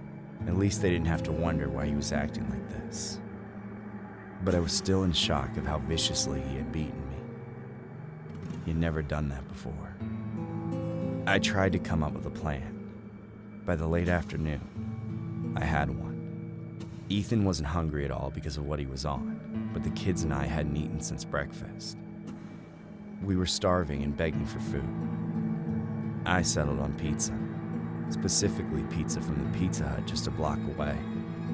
I suggested the idea to Ethan, and at first, he completely denied it. The kids helped wear him down until it looked like he might be annoyed enough to let it happen. I offered to walk down to pick it up and bring it back, but Ethan knew I would just run to the first cop I saw. Then I said we could have it delivered, but Ethan struck that down too. I persisted, constantly pestering him to let us have pizza. This resulted in several violent outbursts, but I knew it was the only thing we could do. Finally, in the evening, Ethan gave in. I asked one more time and he threw the phone at me, telling me to order it myself. Ethan watched me closely to see if I would try to dial 911. I tried to remain calm, but my hands were shaking. I opened the Pizza Hut app and started filling out an online order for delivery. I put all the toppings that we usually get, and then it was time to check out. For a few crucial seconds, Ethan was looking away at the kids. In the delivery notes, I wrote a message. Get help to me. 911. Hostage. Help. I wrote it as fast as I could and prayed that the staff didn't think it was a prank. The app already had our card and address, so I quickly placed the order before Ethan got suspicious. Then I handed the phone back to him after making sure to close the app. He didn't suspect a thing. A few minutes later, there was a knock at the door. Ethan got up to answer it. When he opened the door, there were 2 police officers standing right in front of him, and a whole squadron on the street behind them. Ethan quickly slammed the door and locked it before the cops could get in. While he was distracted, I picked up my baby and yelled at the kids to run. We escaped out the back door and ran to the police. Ethan entered a standoff with the cops, knowing he would go to jail if he came outside. Thankfully, after some tense negotiations, he gave himself up and nobody else was hurt. Today, Ethan and I are separated as he's serving a sentence in prison. I don't expect to let him back into my life at any point. I am endlessly grateful for the Pizza Hut staff who took me seriously and saved the lives of myself and my children. In May of 2015, a woman and her children living in Avon Park, Florida, were held hostage by the woman's boyfriend and father of the children, all stemming from an argument about Ethan's use of illegal drugs. Ethan physically abused the mother and subsequently kept the entire family trapped in the house at knife point. The situation lasted throughout the day. The woman's phone had been taken, and she only managed to get it back to order a pizza. Thinking quickly, the woman typed out a frantic call for help in the delivery instructions. The Pizza Hut staff took notice and immediately called the police. When police arrived, The family fled while Ethan remained in the house, aware of his impending fate. Eventually, Ethan gave himself up. While the story ended well, it could have gone very differently. All it would have taken was a tired or jaded Pizza Hut employee to believe the message was a prank, or to have simply not noticed it at all. I worked at Pizza Hut for about a year in 2 different locations. The latter was cool at first, but got worse when the GM transferred. Not enough staff, the usual type of deal. I was one of the main closing cooks, even though I was part-time, and usually one of 2 or 3 people cleaning the entire store at closing. For a business that constantly reminds me how cheap it is, it paid me well enough to stay in the job even after these issues. The work is typically repetitive and simple, and my days there usually melt together as it's more or less the same routine every day. Deal with customers, make the pizzas and the wings, and call the Pepsi company and complain our order is late for the 3rd time. There's the odd time when things get tense, of course. We get angry and complaining customers every few days, but every workplace that deals with customer service gets those. Thankfully, it never usually takes more than a free pizza or a credit on their next order to make them happy again. So when our new GM came to the job, I was excited that there'd be new hires. I wanted some of the responsibilities taken off my back. Within 3 days, a new guy joined us. His name was Kevin. He was hardworking but an introvert. He didn't really make small talk with anyone, just did his job, which usually comprised of cleaning, taking out the trash, and serving the in-house customers. I was really happy that I could concentrate on just the kitchen work. Our GM Stengel was a jolly man who loved sharing a little too much with his coworkers. This one sunny morning, we were preparing the place for the upcoming customers when 2 men dressed in suits came looking for Stengel. I showed them to his office.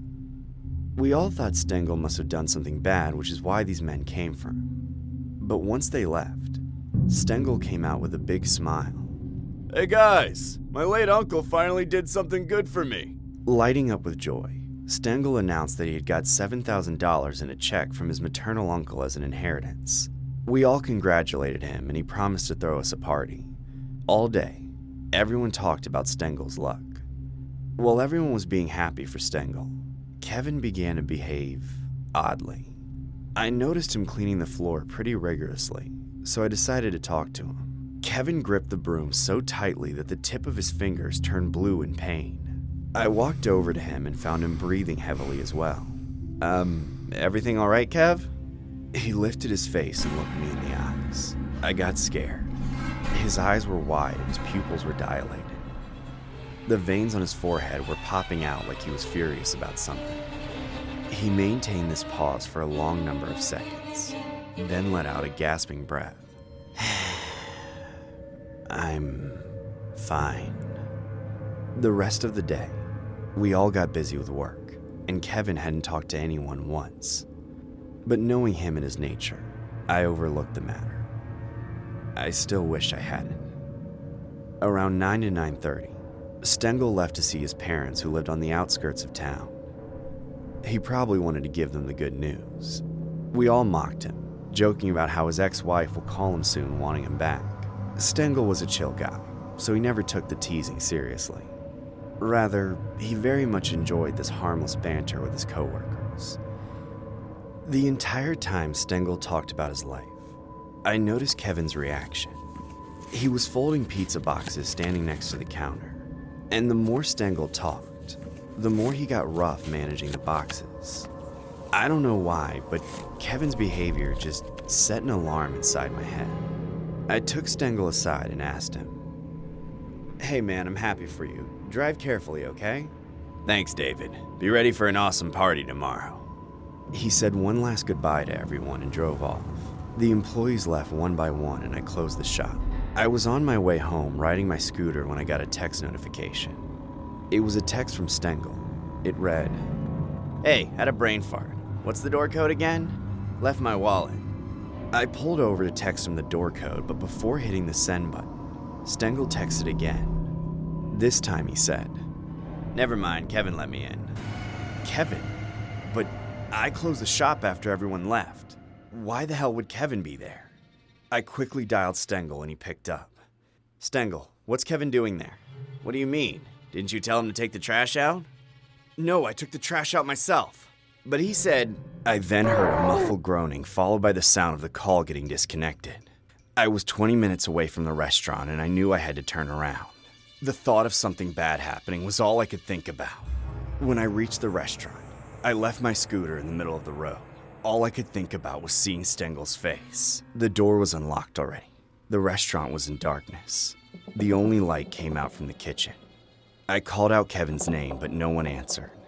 I called out to Stengel as well, but he didn't respond either. The silence of the Pizza Hut made me feel like I was standing in a graveyard. Just then, I noticed the cupboard in the corner. One of its doors was hung open. I turned on my flashlight and looked inside the cupboard. There was a bucket, a duster, and a cleaning mop. And the bottom of the mop had bloodstains on it. My heart sank in horror. I slowly turned my head to look at the kitchen. I could see something inside the kitchen sink. My brain kept telling me that more bad news was coming my way. Inside the sink was blood. I knew someone had been hurt, and in one of the most horrible ways. Without wasting any more time, I dialed 911. When all of a sudden, my eyes caught a trail of blood leading to the back of the Pizza Hut from the floor under the kitchen sink. I followed the lid and found it ending right next to the trash bin outside. With trembling hands, I opened the lid.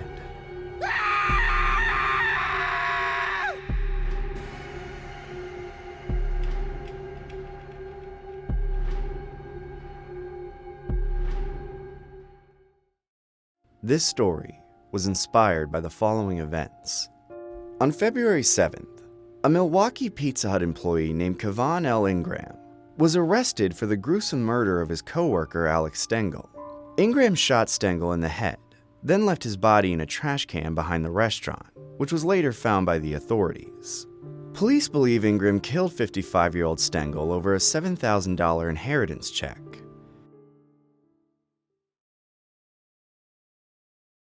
I got my first job over the summer at the Pizza Hut near my school. I was excited to make some money that I could spend having fun during my upcoming junior year. For the most part, the job was pretty enjoyable. All I had to do was run the register and clean. I got to see a lot of people from school that I normally wouldn't have seen until school was back in. Pretty soon, a lot of kids took notice and started calling the store Hottie Pizza Hut and other stuff like that. There was just one problem. The manager, Calvin. He was a complete creep. He was this loser in his 30s. His greatest accomplishment in life was his giant messy beard that almost went down to the floor. He had to wear a custom hairnet to keep it contained while he was making the pizzas, but it was common for one or two to slip through. This led to a lot of people coming back to the store for refunds, complaining that they didn't order the Viking Special or something like that. Then they'd show us a 4-foot-long strand of wiry hair that was unmistakably Calvin's. That was the least of his problems, though. It quickly became obvious that I only landed the job because Calvin wanted a cute girl in his shop. He was very talkative to me and my friends. Most of the time it was normal, but sometimes it really made our skin crawl. My friends kept telling me to get a job somewhere else, but I never did. I didn't want to go through the trouble of finding a job all over again. So I dealt with his weirdness for a couple of months. But when summer break was over, things only got worse. The traffic coming into the shop increased dramatically, and all of those new customers were returning students, many of which were girls. Business kept backing up because Calvin was more preoccupied with talking to the girls than he was with actually making pizzas. We started staffing more people during peak hours, but this hardly helped as it only gave Calvin more free time. Then, one day, some of my best friends came in to say hi. They didn't order anything as they don't really like pizza, but they wanted to talk about our plans later that day. Calvin kept butting into our conversation, and then after they left, he said this. "Those are your friends, right? I like them. Do you think you could put in a good word for me? What do you mean by that? You know, maybe set me up with one of them. 'Cause it'd be wrong to date one of my employees."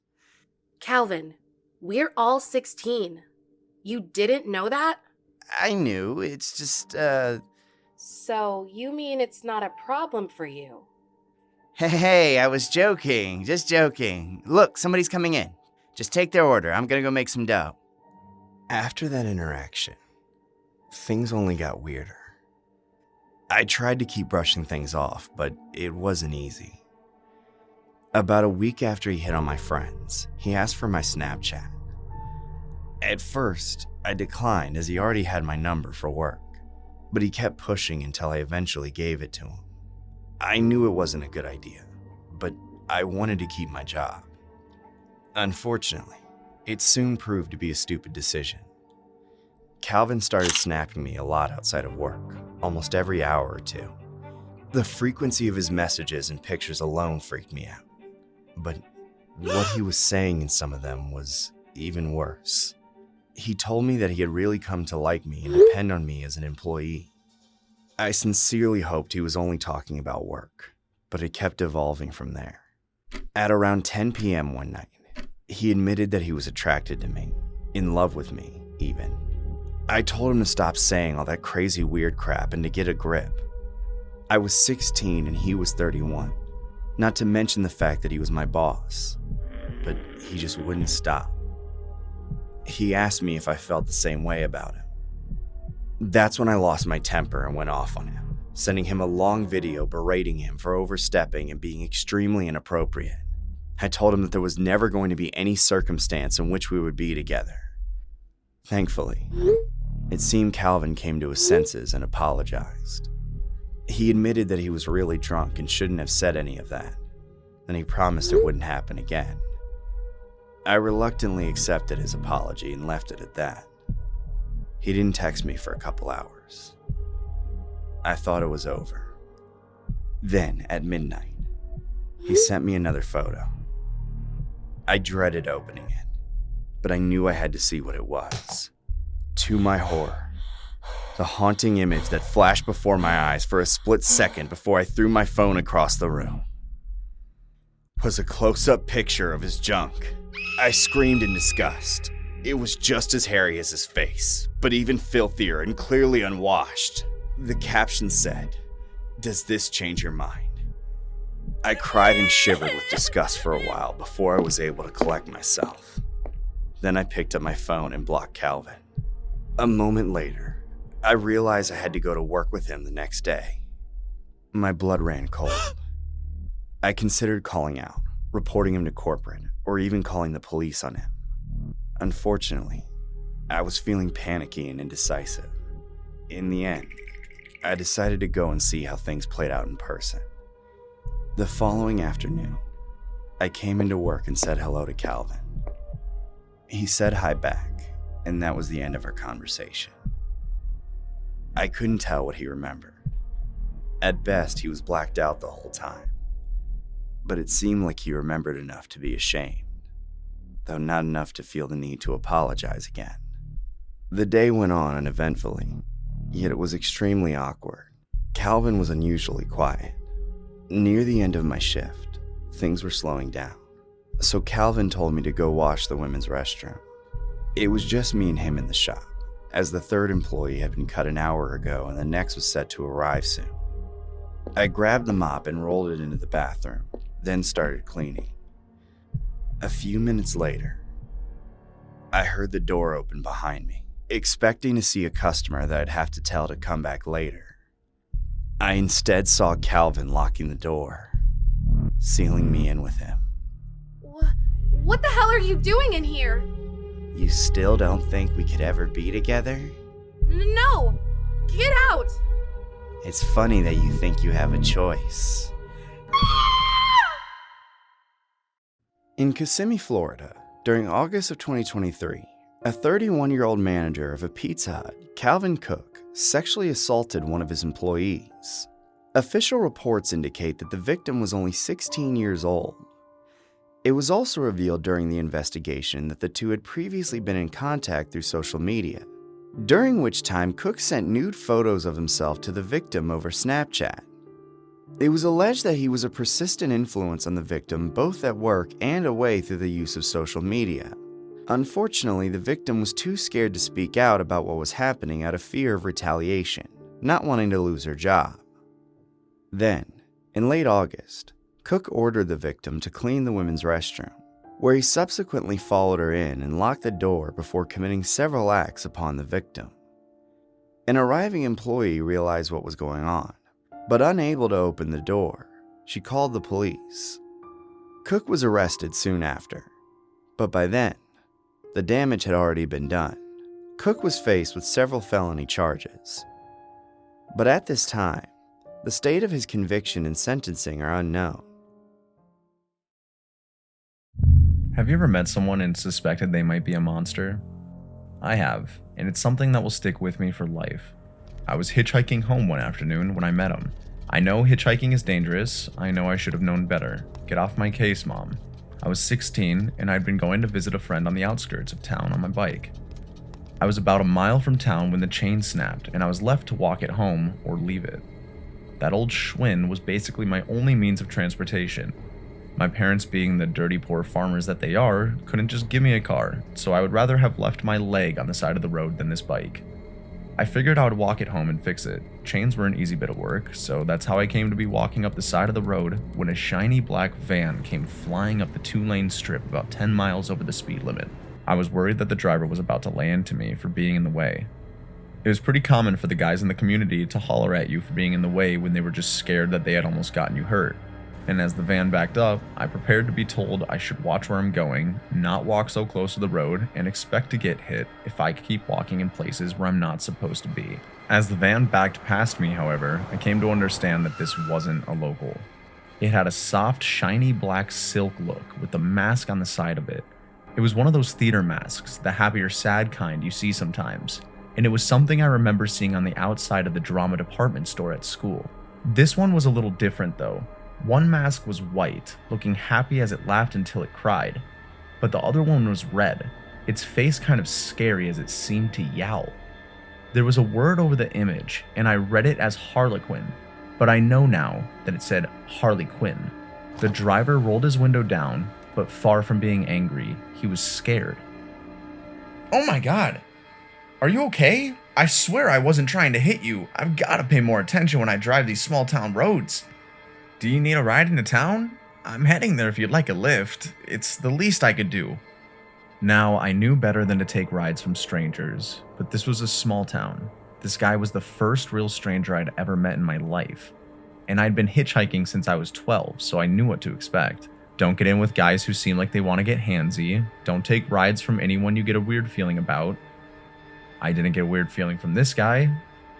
And the town was less than a mile from here, so I didn't figure I'd be in the van for long. It was better than walking. The sun was really hot that day, and when I nodded, he told me to put my bike in the back. Careful with that tarp, though," he said, and his voice had taken on an edge that made me rethink the entire ride. "I don't want you to mess anything up back there, especially not that tarp." I opened the back door of the van and found something like a handyman's cache in the back. Tools hung from pegs. There was a workbench with clamps and ropes and things, and near the bench was a blue tarp with something big under it. I was curious, but I remembered he said not to touch it, so I stood my bike up against the wall and closed up the back so I could climb in the front. The man was all smiles as I got in, and he chatted amicably as we rolled towards town. What grade was I in? How was school? Had I lived around here long? I answered him best as I could, but as his speed increased again, I got a little worried that we might have an accident or something. I didn't say as much, not wanting to make him mad, but when my bike fell over in the back, I glanced to make sure it hadn't landed on anything important. It hadn't, but my eyes were drawn back to that tarp, and I couldn't help but notice that something was leaking from underneath it. It was red, like paint, and it was trickling slowly across the floor of the van. It was just a little trickle, not a whole lot more than a small branch coming off the tarp, but it made me wonder what might be under there. Nonetheless, it didn't have to be blood, of course. It could just be a bunch of paint cans or something. Even if it was blood, it could be a deer or something. My dad hunted when deer and turkey were in season, and I'd seen him bring kills home in a tarp before. Still, something about that trail of liquid made me uneasy, and when the driver growled, "What are you looking at?" I turned around and said I was just checking on my bike. He didn't seem convinced, and as the town came into view, his whole demeanor changed. You know, he said, his voice no longer cheerful. I've picked up a lot of kids your age. I'm on an adventure of sorts. Maybe you'd like to come with me. I could show you where I dropped them off, or most of them. I'm taking one of them there now, actually. Maybe you'd like to see, huh? Would ya? When he looked at me, his eyes were reptilian, and I knew what was under that tarp. This was exactly one of those people my mother told me to be aware of, and I thought that this was probably the last time I'd ever be in a position to hitchhike. I was thinking how this was probably the last time I'd be in a position to do much of anything, and I will always be thankful that I looked up when I did. We were passing by the library, my host not looking at the road, when I saw the crossing guard holding up his sign. I yelled for him to look out. He stomped on the brakes, and as the van came to a stop, I bolted. He yelled after me, but I did not stop running until I got to the police station a few streets over. I came running in, immediately telling them what happened, and that I thought that a guy had a body in the back of his van, but the police didn't even believe me. They told me to stop playing games and to go home, and after a few more tries, I was forced to do just that. I wouldn't even understand how close I had come to being a statistic until a few years later. Mom and I were sitting on the couch one night watching America's Most Wanted when they brought up a guy in a black van with a comedy/tragedy mask on it and the words Harley Quinn on the side. The driver, Marcus Flint, had apparently picked up 12 kids who were hitchhiking and killed them all before dumping them in the woods near Rutgers. They caught him after the 12th, the 13th getting away and reporting him. I realized, though I never told Mom, that he had picked me up around number 8, and I could have just been number 9. It's spooky to realize how close I was to death, without even knowing it.